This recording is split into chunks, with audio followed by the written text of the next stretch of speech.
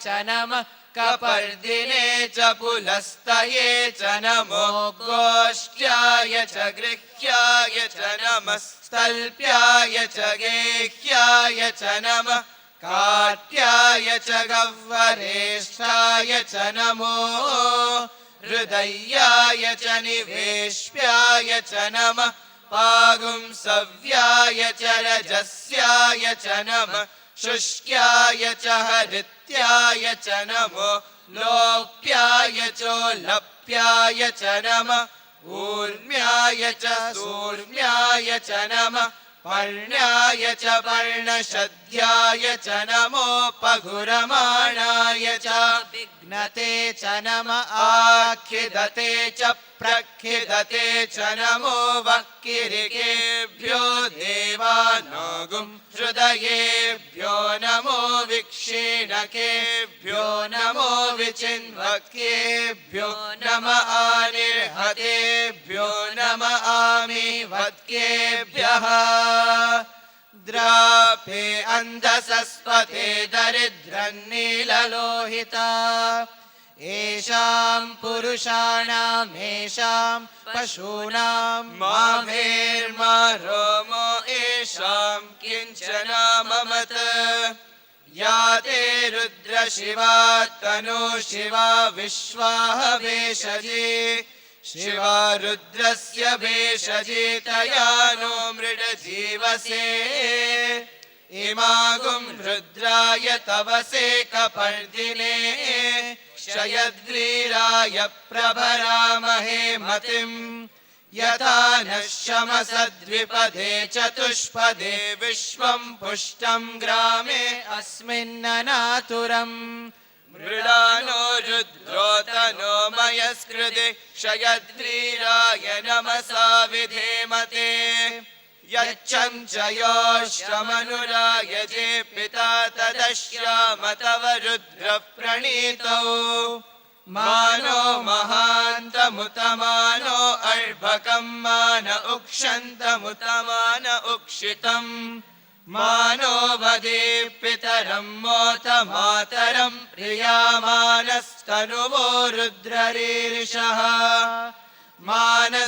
मानस्तोकेतनये मान आयुषि मानो गोषु मानो अश्वेषु रीरिषः वीरान्मानो रुद्रभामितो वधिर्हविष्मन्तो नमसा विधेमते आरात्ते गोद्न उत पूरुषग्ने क्षयद्वीराय सुम्नमस्मेते अस्तु रक्षा च नो अधि च देव ब्रूह्यदा च न शर्म यच्छद्विबर्हाः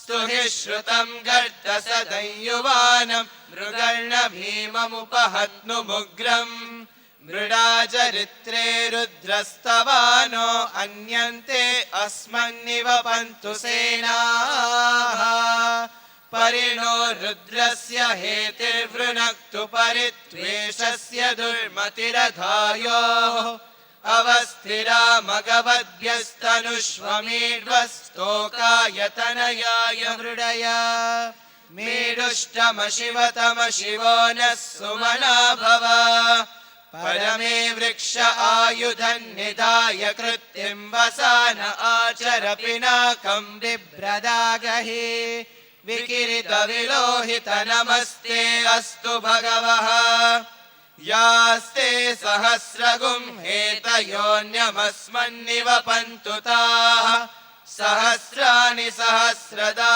बाहुवोः सवहेतयः तासामीशानो भगवः पराचीनामुखाकृते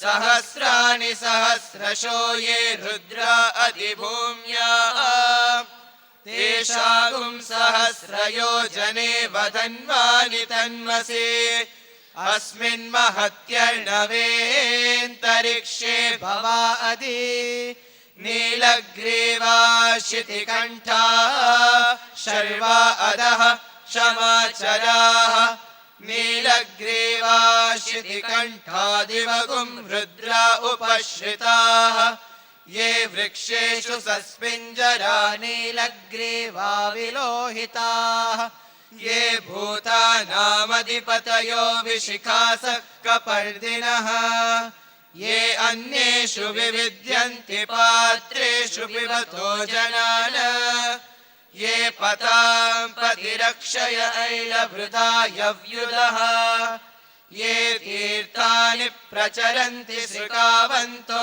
निषङ्गिनः य एतावन्तश्च भूयागुंसश्च दिशो रुद्रावितस्थिरे तेषागुं सहस्रयोजने वधन्वानि तन्मसे नमो रुद्रेभ्यो ये पृथिव्यां येऽन्तरिक्षे ये दिवि येषामन्नं वातो वरुषमिषवस्तेभ्यो दश प्राचीर्दश दक्षिणा दश प्रतीचीर्दशोदीचीर् द्वास्तेभ्यो नमस्ते नो मृडयन्तु तेऽयं द्विष्मो यश्च नो द्वेष्टितं भोजं वेदधामि त्र्यम्बकं यजामहे सुगन्धिं पुष्टिवर्धनम् उर्वारुकमिव बन्धनान् मृत्योर्मुक्षीयमामृतात् यो रुद्रो अग्नौ यो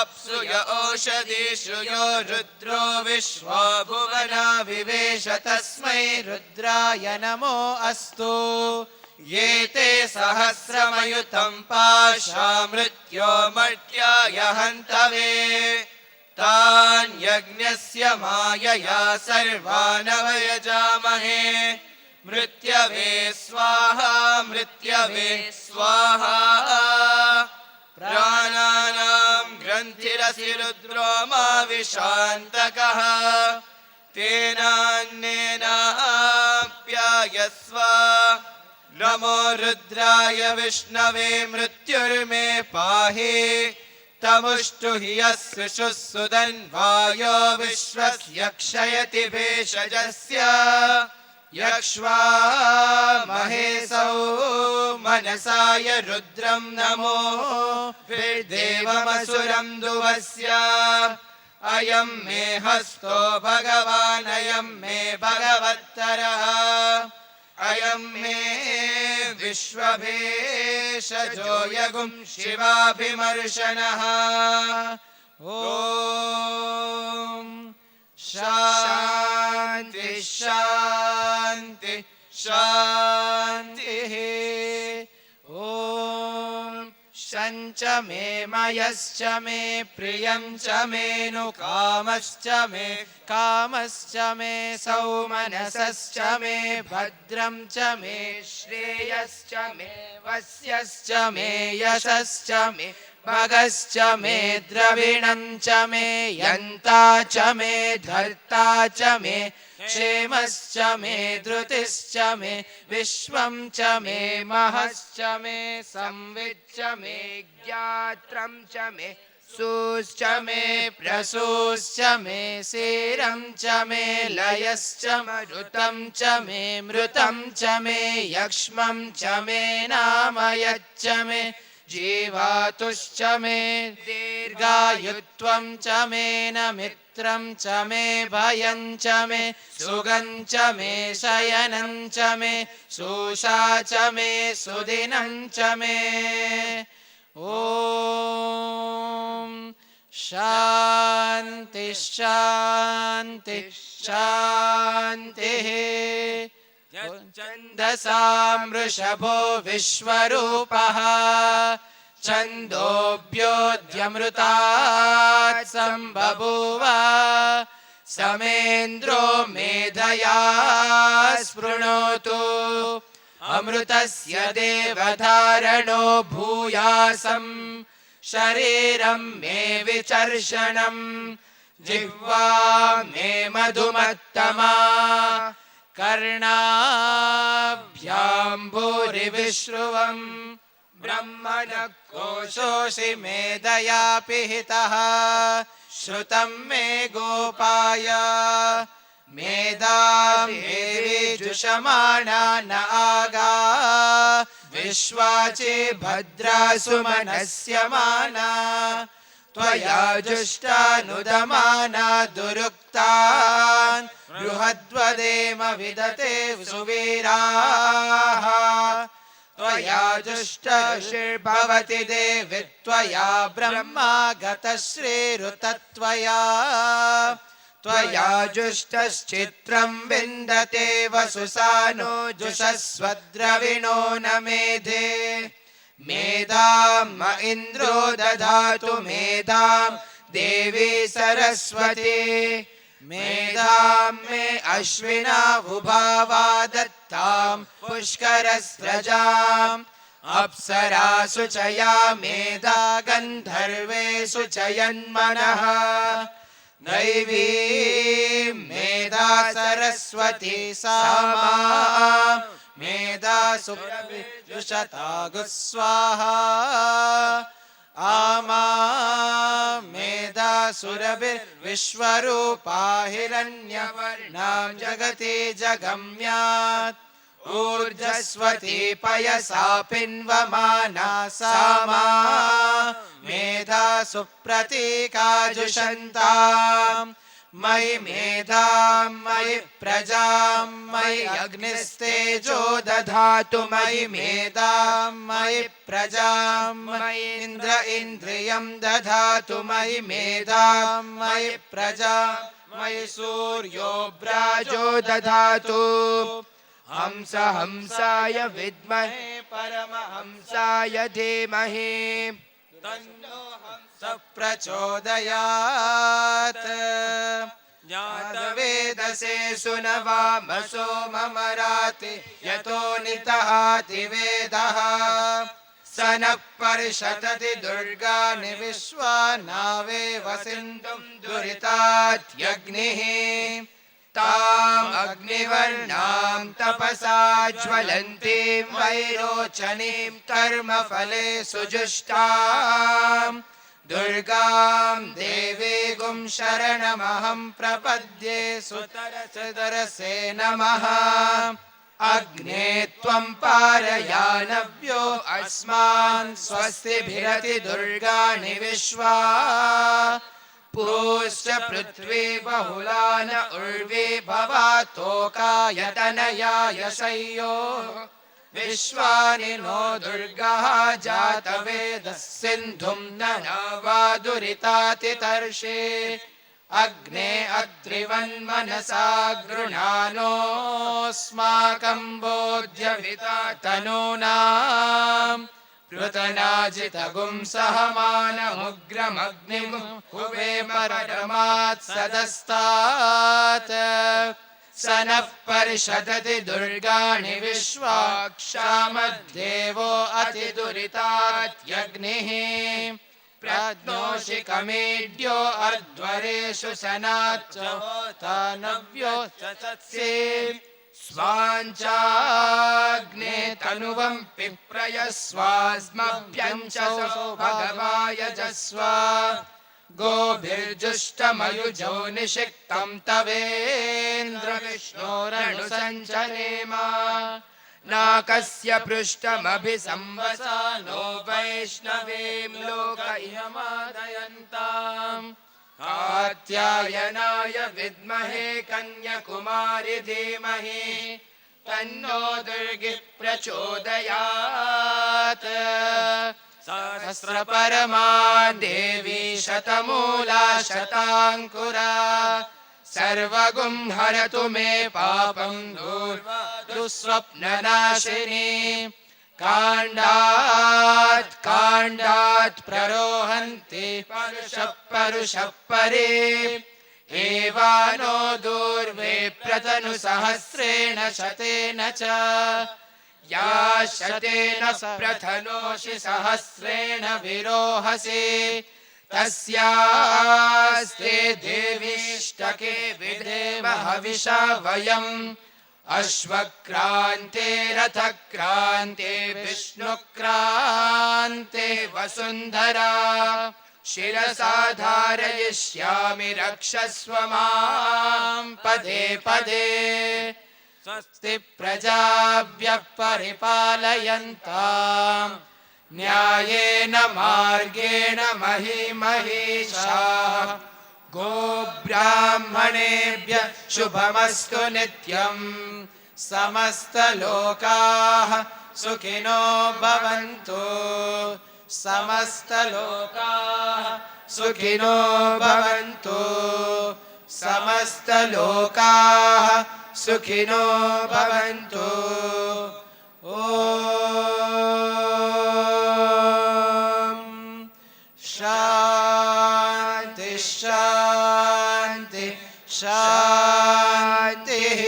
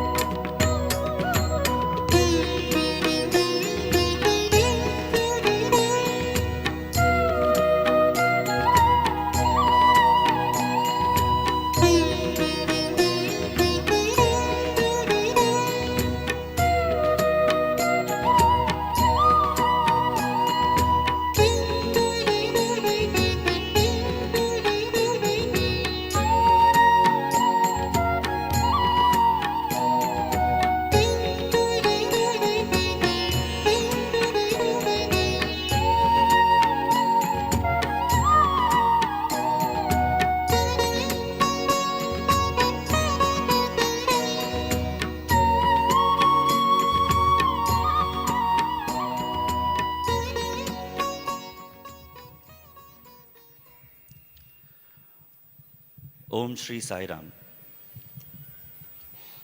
We offer our most loving and prayerful pranams at the lotus feet of Sai Narayana, the Vaidyeshwara, the Supreme Doctor.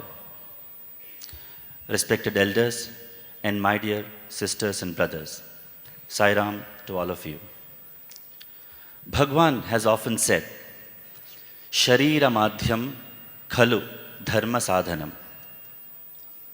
This body has been given as a means to fulfill the purpose of life, to achieve the four goals of human life: dharma, artha, kama, and moksha. And Bhagavan adds, dharma, artha, kama, mokshanam arogyam moolamuttamam. For achieving these four goals of life, health is an essential prerequisite. But why should one be healthy? Bhagavan answers, Paropakarartham idam shariram. So that one may be healthy and be of service to others. And why others? Bhagawan says, Parudu Parudu Kadaya Paramatmudaya. Because the other is not any other, but he is God himself. Deho Devalaya Prokto Jivo Devas Sanatanaha. Every deha, every body is a living temple. And the jiva, the indweller, is God himself. Undoubtedly, this human body is the most mysterious and precious gift of God to man. It is the bounden duty of each one of us to take care of this holy mansion. When man loses this perspective and defiles this holy mansion, his spiritual progress is hindered. Bhagawan, in his infinite compassion, has built temples of healing so that he can renovate and resurrect these living and walking temples so that man can resume his journey Godward. As we, the staff of Sri Sathya Sai Institute of Higher Medical Sciences, gather here to celebrate its 14th anniversary, we remind ourselves that we have a duty to follow the path divine. The anniversary of such an institution, this institution has been created by God, has been sustained by God, and has been functioning in His mission for 14 years now. So this anniversary is not just about celebration. It is also about going down the memory lane, revisiting the story of this institution, delving deep, we will find pearls of wisdom. This is a wonderful story. We have heard of man constructing temples for God. This is the story of a temple constructed by God Himself, a temple of healing constructed by God Himself for man.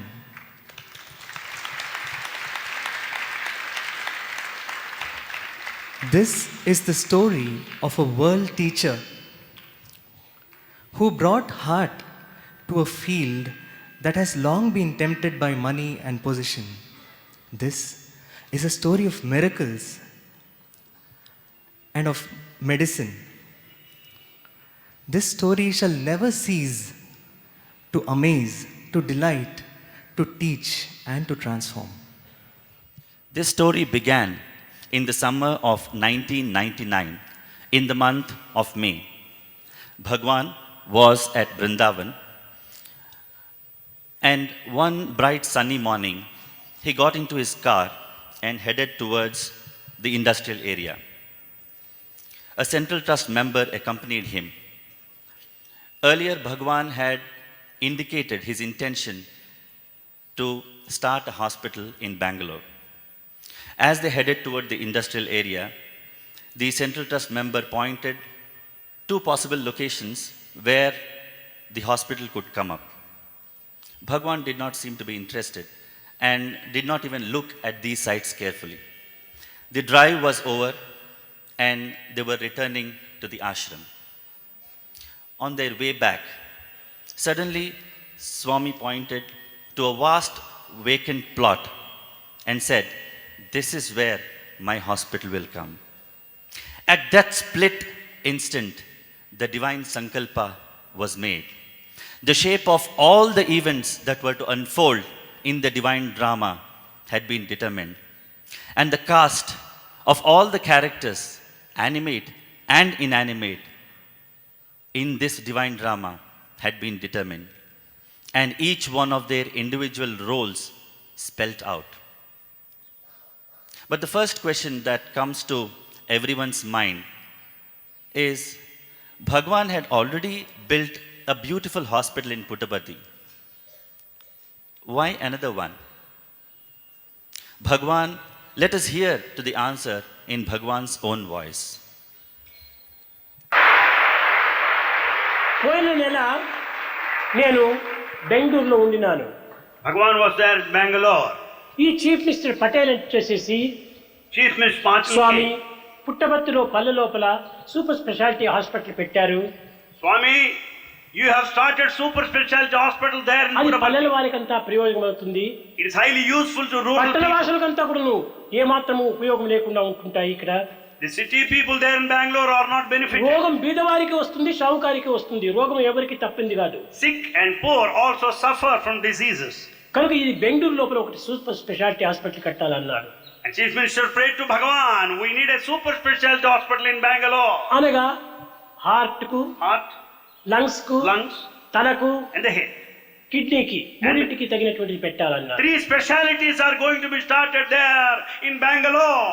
సరే నేను నవ్వినాను, ఊరుకున్నాను. Swami simply smiled.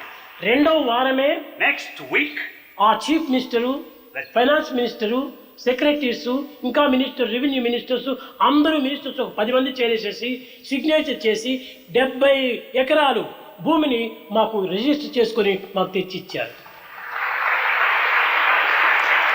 next week what happened? Chief Minister, accompanied by Finance Minister, Revenue Minister, 10 members of his cabinet, అందరూ they all పుట్టపర్తిలో came and వచ్చారు. offered 70 పుట్టపర్తిలో వచ్చి acres. స్వామికి అర్పితం చేశారు. They surrendered to God, ఇప్పుడు Bhagawan. అక్కడ ఒక్కొక్క ఎకరా 1.5 కోటి అవుతుంది. Each acre costs 1.5 crores. అనగా ఇండు ఏం ఫ్యాక్టరీ ఇన్ఫర్మేషన్ టెక్నాలజీకి పక్కలోనే మాకు చాలా మంచిది. 4 వైపులా కూడా రోడ్స్ ఉన్నాయి. కావేరి నుంచి నీరు తెచ్చిచ్చారు, మాకు రోడ్స్ అంతా వేశారు, కరెంట్ అంతా ఇచ్చారు.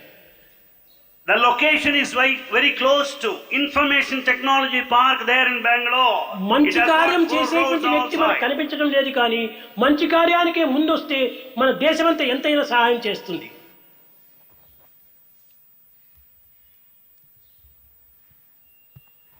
So the divine declaration was made. It was now the turn of humanity to respond. And how well did humanity respond?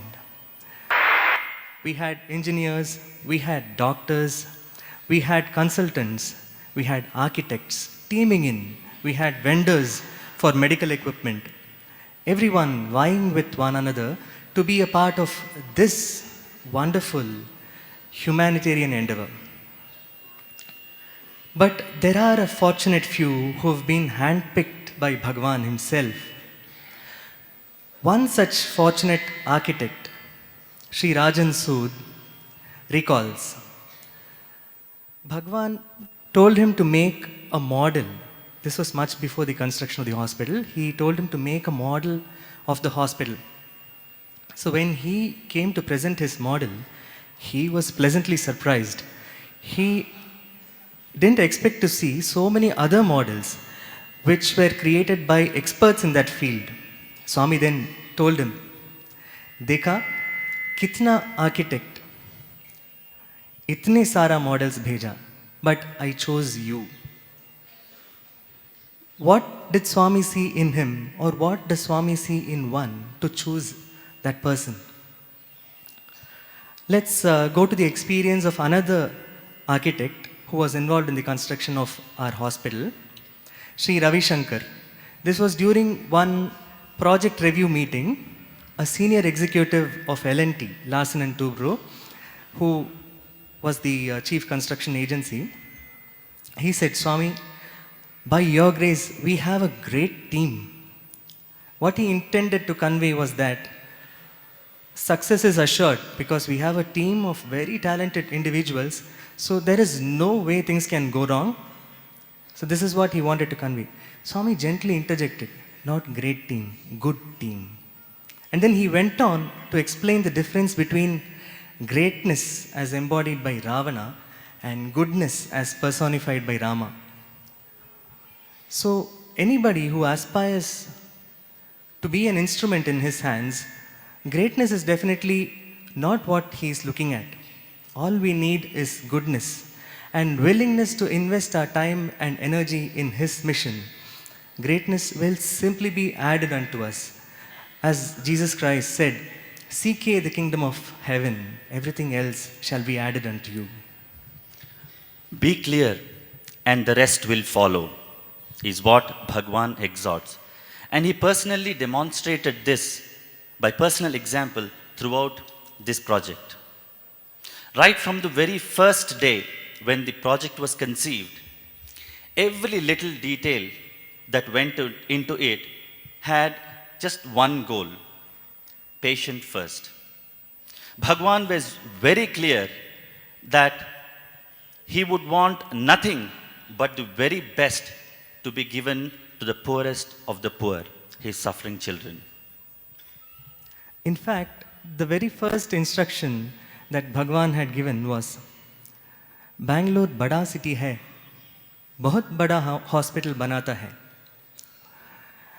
Buckingham palace जैसा लुक दो उसको, बकिंगहैम पैलेस जैसा लुक दो उसको. This was what Bhagavan's instructions were, and that's what is translated into such a grand design, such imposing domes, such beautifully crafted gates and even lamp posts. Our hospital is verily poetry in brick and mortar. That's very true. Bhagawan also had this unique style of leaving a mark of the number of years of his advent as a distinguishing feature of these projects. For example, on his 50th birthday, he wanted a 50 feet high Sarvadharma Aikya Stupa, which is there in front of Yajur Mandir. On his 65th birthday, he wanted a 65 feet tall Hanuman statue in the Hillview Stadium. So when this hospital designs were being made, he told one of the architects, Sri Rajan Sood, देखो 75th birthday पे inaugurate करता है, so 75 feet high dome. Meaning, this hospital is being inaugurated for my 75th birthday, so I want a 75 feet high dome. And so, a huge, magnificent dome stands today at the heart of the hospital, which has got a ring diameter of 75 feet and a height of 75 feet, exactly as Swami wanted, as a reminder of the landmark event in the annals of history. When you said patient first, Chandrasekhar, almost everything about the hospital has Swami's personal touch. He said, the hospital should not look like a hospital, it should not smell like a hospital. The patient should feel at home. Light and ventilation should be aplenty. So that explains why the hospital was constructed in a K shape, so you get light from all sides. The usual ceiling height in our hospital is about 14 feet as compared to the conventional 9 to 12 feet. That is for better ventilation. Look at it from a patient's perspective. A patient who is approaching the hospital, the first thing he sees is the golden dome, the golden kalasha on top of the dome. In fact, when Swami initially wanted that kalasha to be put, the architects were skeptical. They said it's not possible, but it's there for all to see today. So that is reminiscent of a temple, which is where people go to when they are in distress. The main hospital is at least 200 meters removed from the hustle and bustle of Bangalore traffic. So when a patient recuperating in the wards, when he looks out, what he looks at is lush green lawns that aids in his quick recovery. Once he is inside the hospital, he sees the lovely shades, the paint, the color of the paints, and also the color of the granite floor were all personally selected by Bhagawan. Can you believe this? Such a big project, he took care to select the color of the paint and also the color of the granite floor. Okay, he has come into the hospital and he stands in front of the central atrium and he sees this huge chandelier which illumines the central atrium. And who is looking upon the patient with benevolence? You have a beautiful photograph of our charming Lord in yellow robe. That photograph was personally selected by Bhagawan. He says, let this be there in the main altar of the central atrium. Apart from all this, he has always never missed an opportunity to tell the staff and the doctors that treat the patients as your kith and kin. So nothing but the very best of equipment for our hospital. Nothing less will do. This he's always been saying. The Bhumi Puja for the hospital was performed and the foundation stone laid on September 2nd, 1999, and the construction work started. During the construction times, Bhagawan visited the hospital innumerable times and walked every inch of the hospital and personally supervised the progress. He inspired the construction team with his divine darshan, sparshan, and sambhashan. The work commenced and progressed at a breathless and lightning speed, with 2 prime contractors, with 29 subcontractors and 421 material supply contractors. Thousands of workers labored day and night, and over an area of over 500,000 square feet, with mind-boggling engineering complexity, was completed in a short span of just 16 months. And dedicated to the people of the nation by the then Prime Minister of India, Shri Atal Bihari Vajpayee, on 19th January 2001. Karthik, any project that Bhagawan undertakes, he first announces the finish date and not the start date. I always wondered, why does Bhagawan execute all these projects in such a great mortal hurry?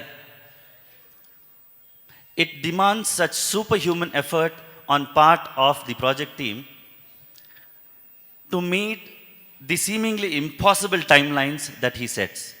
I still wonder. When you use the word mortal hurry, what comes to my mind is this. When mortals are in distress, the Lord is always in a hurry to save them. Probably that's why it's called mortal hurry. His compassion simply does not allow him to take even a moment's rest or respite. Since time immemorial, he has saved millions of devotees. Let us hear Bhagawan in his own voice. Some of the great devotees whom he has saved, he is going to be talking about them. ఏ గుణంబు గణించి యచించెనో నాడు, ఏ గుణంబు గణించి యచించెనో నాడు, ప్రహ్లాదు పాలింప పరమ పురుషుడు. After acquiring what particular good quality did God come down in order to save and in order to help Prahlada that day? ఏ గుణము గణించి యతించెనో నాడు, పేద కుచేలు బ్రోవ వేద చరితుడు.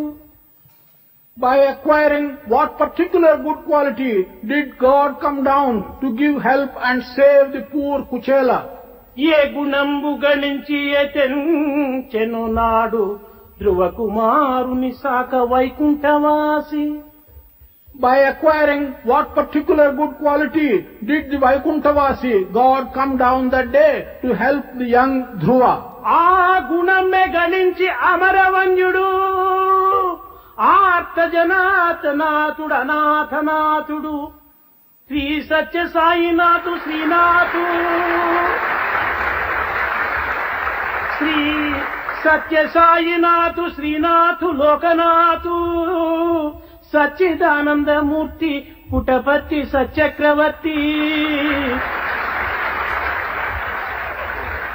అటువంటి పవిత్రమైనటువంటి యొక్క నిర్మల నిస్వార్థమైనటువంటి యొక్క విశాలమైనటువంటి ప్రేమతత్వంతో వచ్చినటువంటి యొక్క తత్వమే ఈ సత్యసాయి యొక్క తత్వం. కానీ నేరో మైండ్ తో కానీ స్వార్థము లేక విధమైనటువంటి యొక్క అహంకారము అసూయాభావంతో వచ్చినటువంటి తత్వం కాదు. కనుక ఇట్లాంటి దానికి మనం ఏమాత్రం కూడా నువ్వు విరవనక్కర్లేదు. మన యొక్క పవిత్రమైనటువంటి భావాన్ని ఈ సమాజంలో చాటి సత్యముగా మనము ఒక విధమైనటువంటి లైఫ్ ఈ ఛాలెంజ్ మీట్ ఇట్ అనేటువంటి దృఢమైనటువంటి విశ్వాసంతో మనం ఈ కార్యక్రమంలో పాల్గొనటము అత్యవసరమని కూడాను ఈనాడు మీకు ప్రత్యేకంగా మీరు బోధించవలసి వచ్చింది.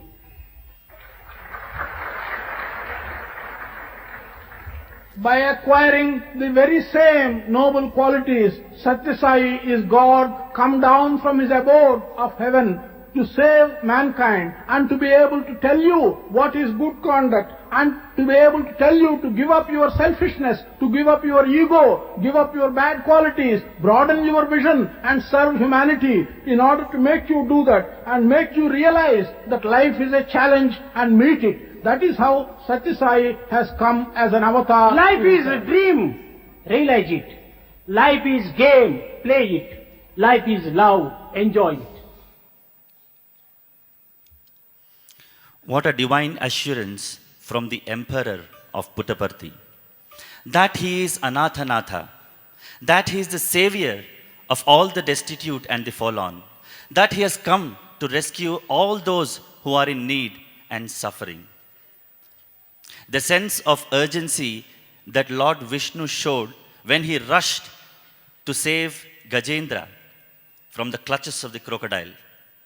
The sense of urgency that Lord Narayana showed when he manifested as Lord Narasimha to save Prahalada from Hiranyakashipu.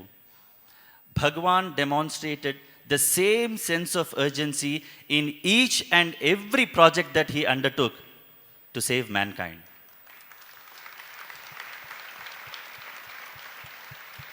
Whether mankind had the deservedness of Kuchela, whether they prayed with the same intensity as that of child Dhruva, or they had that unshakable faith of Prahalada, or the unconditional surrender of Gajendra, the all-merciful Bhagawan still came to the rescue of mankind, totally unasked.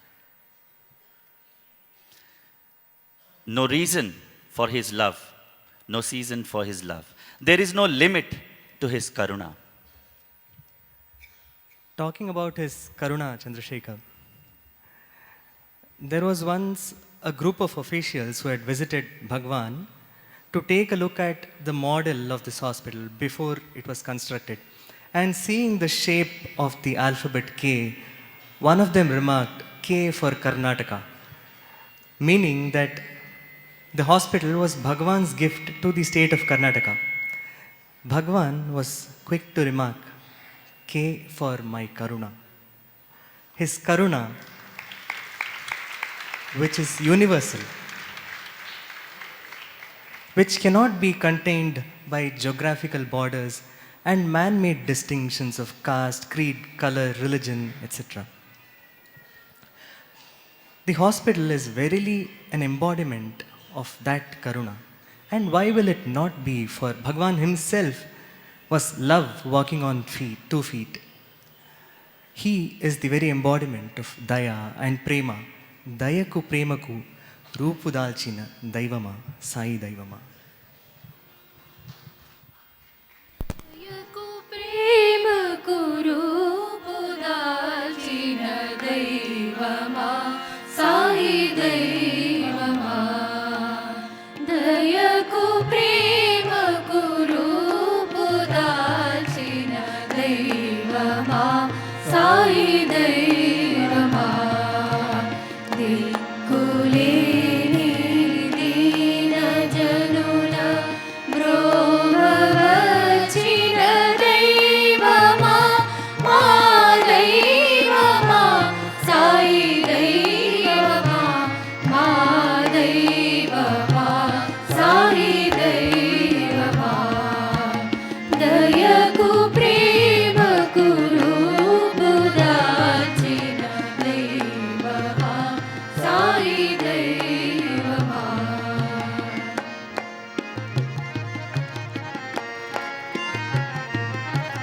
Prema karuvai gunde varuvai nikku dochakadarini chera. Prema karuvai gunde varuvai nikku dochakadarini chera. Tallivai mari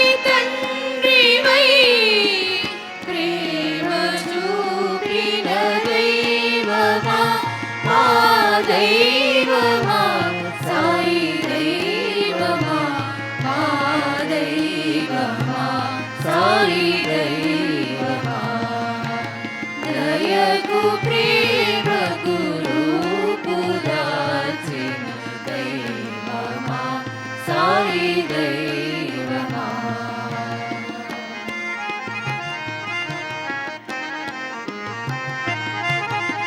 పతిత పావన పాపనాశక సత్యలోకవాసి సాయి దైవమా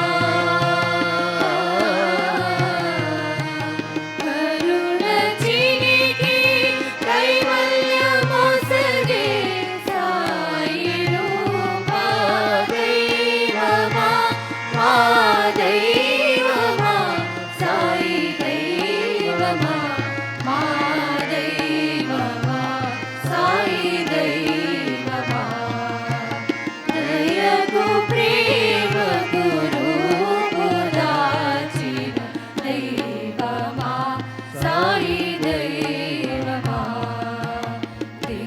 దిక్కులేని దీనజనుల బ్రోవవచ్చిన దైవమా మా దైవమా సాయి దైవమా మా దైవమా సాయి దైవమా దయకు ప్రేమకు రూపుదాల్చిన దైవమా సాయి దైవమా దైవమా సాయి దైవమా దైవమా సాయి దైవమా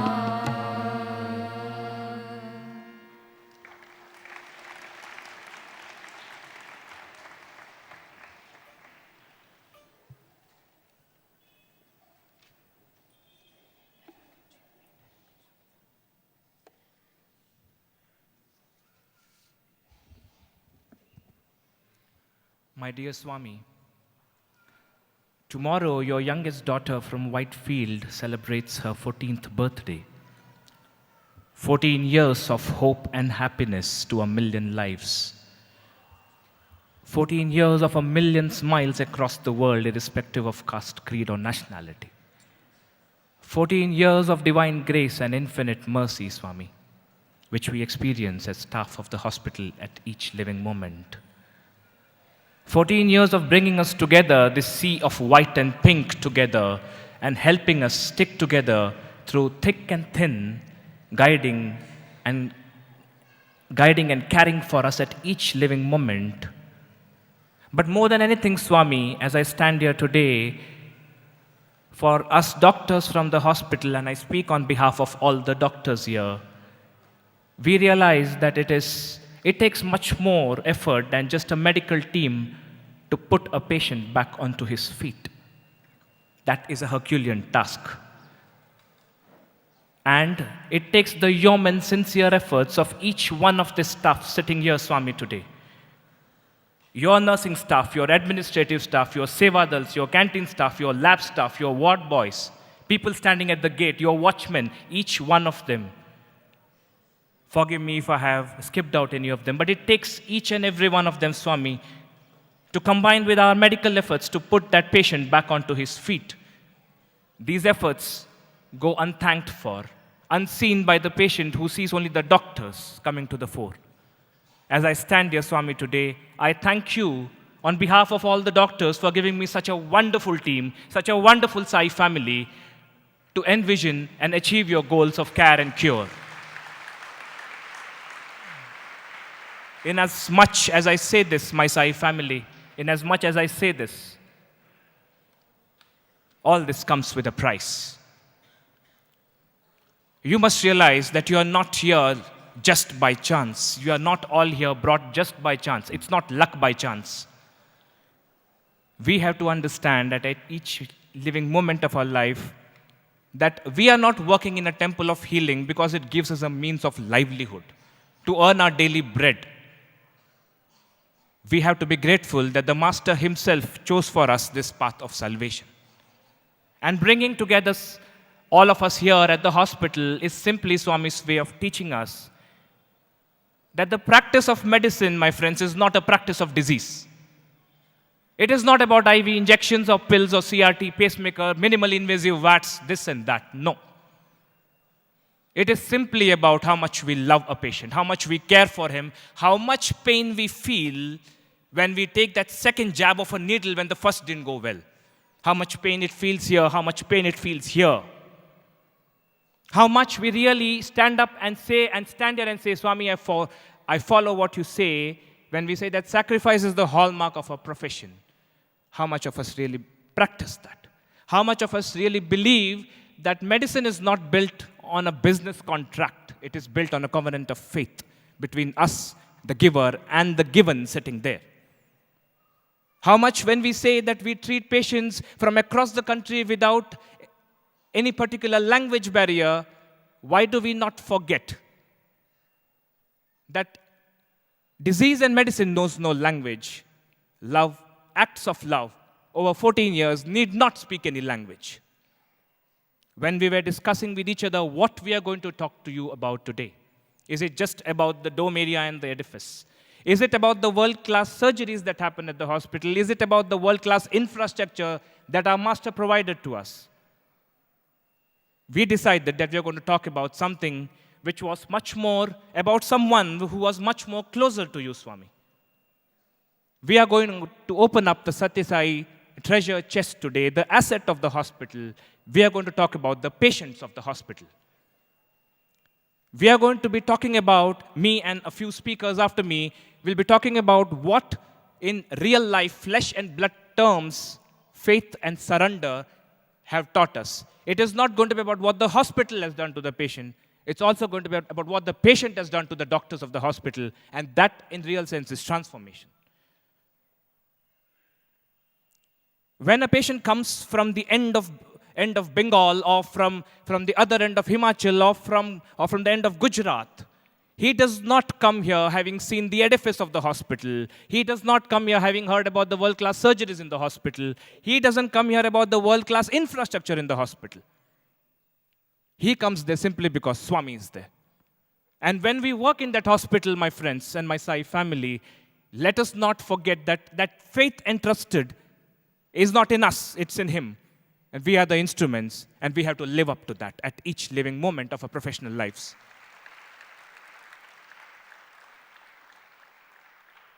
As I talk about the stories of faith and surrender, I'll close my opening statement with a small anecdote that taught me so much and left an indelible imprint in my life.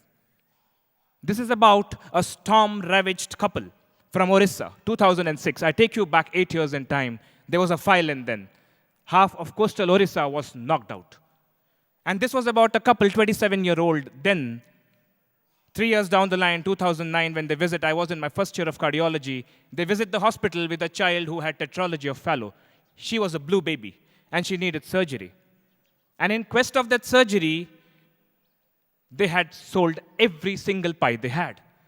Trust me when I say this, and Swami, you know this much better than I do, they just came with the 2 pieces of cloth that they were wearing. Shocked to the core. I came from Bombay, and shocked to the core, I had never seen something like this happen back home. I just happened to ask the couple, okay, the surgery is done for free. Surgery free mein ho jayega, aage kya? Kya khaoge? Kahan rahoge? Kahan jaoge? Where will they go after the surgery? The lady of the house, without batting an eyelid, just spoke one sentence. It hit like a thunderbolt. जाना कहाँ है sir? माँ के घर आए, माँ संभाल लेगी, आगे का देख लेंगे. This is not out of a Hindi feature film. This is real life. And it brought tears to my eyes, just as it has to yours. And to carry on with more such stories, which we thought needed to be told today, first-hand accounts. I start with my first speaker, Dr. E.V. Joshi, sir. He is the head of Department of Neurology at the Sri Sathya Sai Institute of Higher Medical Sciences, Whitefield. Sir, in an astute clinician, a fantastic neurologist, but more than anything, a gem at heart. And he will be talking to you, taking you through to a real-life narrative of a patient, which just ended up teaching us one thing, what undying spirit means. in the field of medicine. Dr. Joshi, sir, please.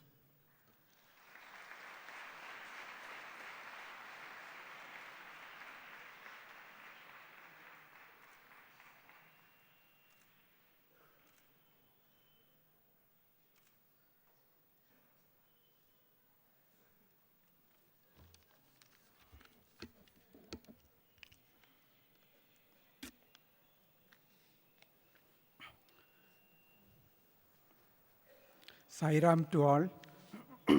The undying spirit is a remarkable story of a patient with Swami's grace got well, and she has come down with us to speak to you. Actually. So the story goes back to May 2013 when I received a telephone call from NIMHANS. My colleague had called regarding a patient, 48-year-old lady from Mandya. She has a disease called myasthenia gravis, also known as Amitabh Bachchan disease. And she also has a tumor in her chest, and she was on ventilator, a breathing machine, for 1 year, 4 months at NIMHANS. I have put some pictures for some of you to understand. This disease makes the muscle and the nerve weak. And the muscle and the nerve junctions are destroyed by the immune system. And there is a gland behind the breastbone which is called thymus, which is part of the immune system. Now, in order for the myasthenia to improve, we had to remove a large tumor from her chest. Now, NIMHANS is a neurosciences institute, and they don't have facilities for heart surgery or thoracic surgery. So they approached 5 different hospitals in Bangalore to get this patient operated. And these 5 different cardiothoracic surgeons said, this case is very difficult. The tumor is going all the way to the coverings of the heart, lungs. We will not be able to remove it. It's inoperable, they said. And you can imagine the patient on the machine. She is fully conscious, alert, but she can't move a muscle in her body. And she is paralyzed on breathing through the tube in her neck. And she was in this state for 1 year, 4 months. What melted my heart was when I came to know of the patient's background.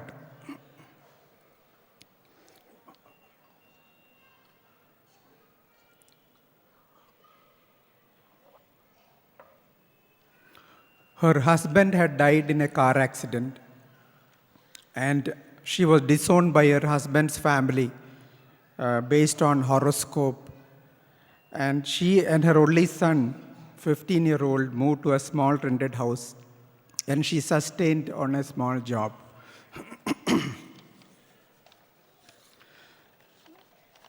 So I went to the director, and we got the Sai team concurrence in about 30 minutes, as a special permission from the director to transfer this patient. And I had to approach our cardiothoracic surgeon, Dr. Chandrasekhar, to operate the inoperable tumor. And needed concurrence from the ICU. And, so various teams are involved in management of these patients. So the medical status on admission was, this patient, as I told you, was on the machine. She had, because of the respiratory failure, she sustained some insult to the brain also because of lack of oxygen. Because of that, it had done some damage.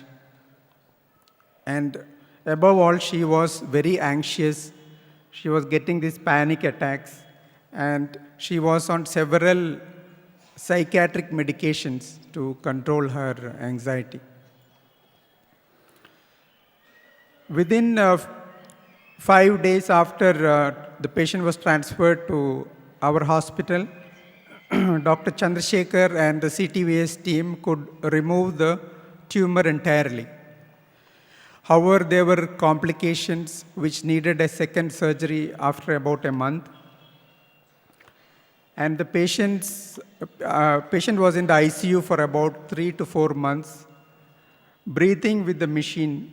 She awake and aware, but paralyzed. So totally 1 year, 7 months, she was in this condition. I had put up some pictures of our teams, the neuro ICU team with Dr. Kolichalam and the sisters, and the physiotherapy team played a great part. Above all, I want to talk about we have a Sai counseling team, had a major role in her recovery. They gave her the inner strength to stop the panic attacks and anxiety, so that we could stop these psychiatric drugs, which was actually weakening her muscles more and more. We are not supposed to give these drugs in a case of myasthenia. This is a picture of the Sai counseling team. So the lesson I learned was the true spirit of service.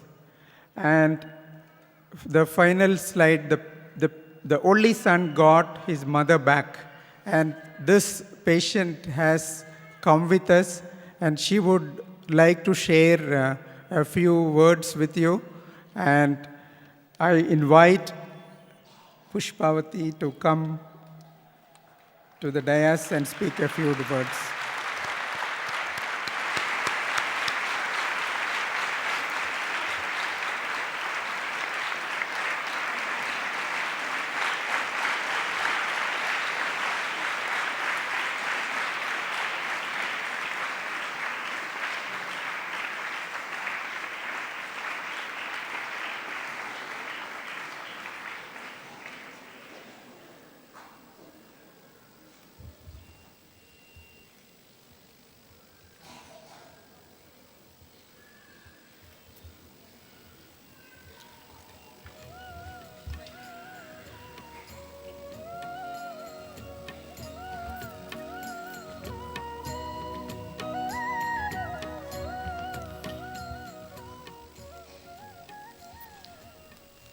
ಓಂ ಸಾಯಿರಾಮ್. ಇಲ್ಲಿ ನೆರೆದಿರತಕ್ಕಂಥ ಎಲ್ಲ ಸಾಯಿರಾಮ್ ಭಕ್ತರಿಗೂ ನನ್ನ ಅನಂತ ನಮಸ್ಕಾರಗಳು. ನಾನು ನನ್ನ ಜೀವನದಲ್ಲಿ ಆದ ಸಾಯಿರಾಮ್ರ ಅನುಭವ ಅಥವಾ ಮಿರಾಕಲ್ ಅಂತಲೇ ಹೇಳಬೇಕು, ಅದನ್ನು ನಿಮ್ಗಳ ಜೊತೆ ಒಂದು 4 ಮಾತಲ್ಲಿ ಹಂಚ್ಕೊಳ್ಳೋಕ್ಕೆ ಇಷ್ಟಪಡ್ತೀನಿ. ನಂದು ಪುಟ್ಟ ಸಂಸಾರ. ನನ್ನ ಹಸ್ಬೆಂಡು ನನ್ನ ಮಗ 3 years ಓಲ್ಡ್ ಇದ್ದಾಗಲೇ ಅವರು ಬ್ರೈನ್ ಎಮರೇಜ್ ಆಗಿ ಅವರು ಹೋಗ್ಬಿಟ್ರು. ನಾನು ನನ್ನ ಮಗ ಇಬ್ಬರೂ, ನಾನು ಬ್ಯಾಂಕ್ ಎಂಪ್ಲಾಯಿ, ಸುಖ ಜೀವನ ನಡೆಸ್ತಾ ಇದ್ವಿ. ಒಂದಿನ ನನಗೆ ಒಂದು ಪ್ರಾಬ್ಲಮ್ ತಲೆದೋರ್ತು. ಅದೇನು ಅಂತ ಅಂದರೆ ನನಗೆ ಉಸಿರಾಟದ ಸಮಸ್ಯೆ ಕಾಣಿಸ್ಕೊಳ್ತು. ನಾನು ಇಮಿಡಿಯೇಟಾಗಿ ನನ್ನ ಲೋಕಲ್ ಫಿಸಿಷಿಯನ್ ಡಾಕ್ಟರ್ ಶಿವಕುಮಾರ್ ಅವ್ರನ್ನ ಕಾಂಟ್ಯಾಕ್ಟ್ ಮಾಡಿದೆ. ಅವರು ನರ್ವ್ಸ್ ಎಲ್ಲ ತುಂಬ ವೀಕಾಗಿದೆ, ನೀವು ಇಮಿಡಿಯೇಟಾಗಿ MRI ಸ್ಕ್ಯಾನಿಂಗ್ ಮಾಡಿಸಿ ನಿಮ್ಹಾನ್ಸ್ ಹಾಸ್ಪಿಟ್ಲಿಗೆ ಹೋಗಿ ಬೆಟರ್ ಅಂತ ಹೇಳಿ ಕಳಿಸಿದ್ರು.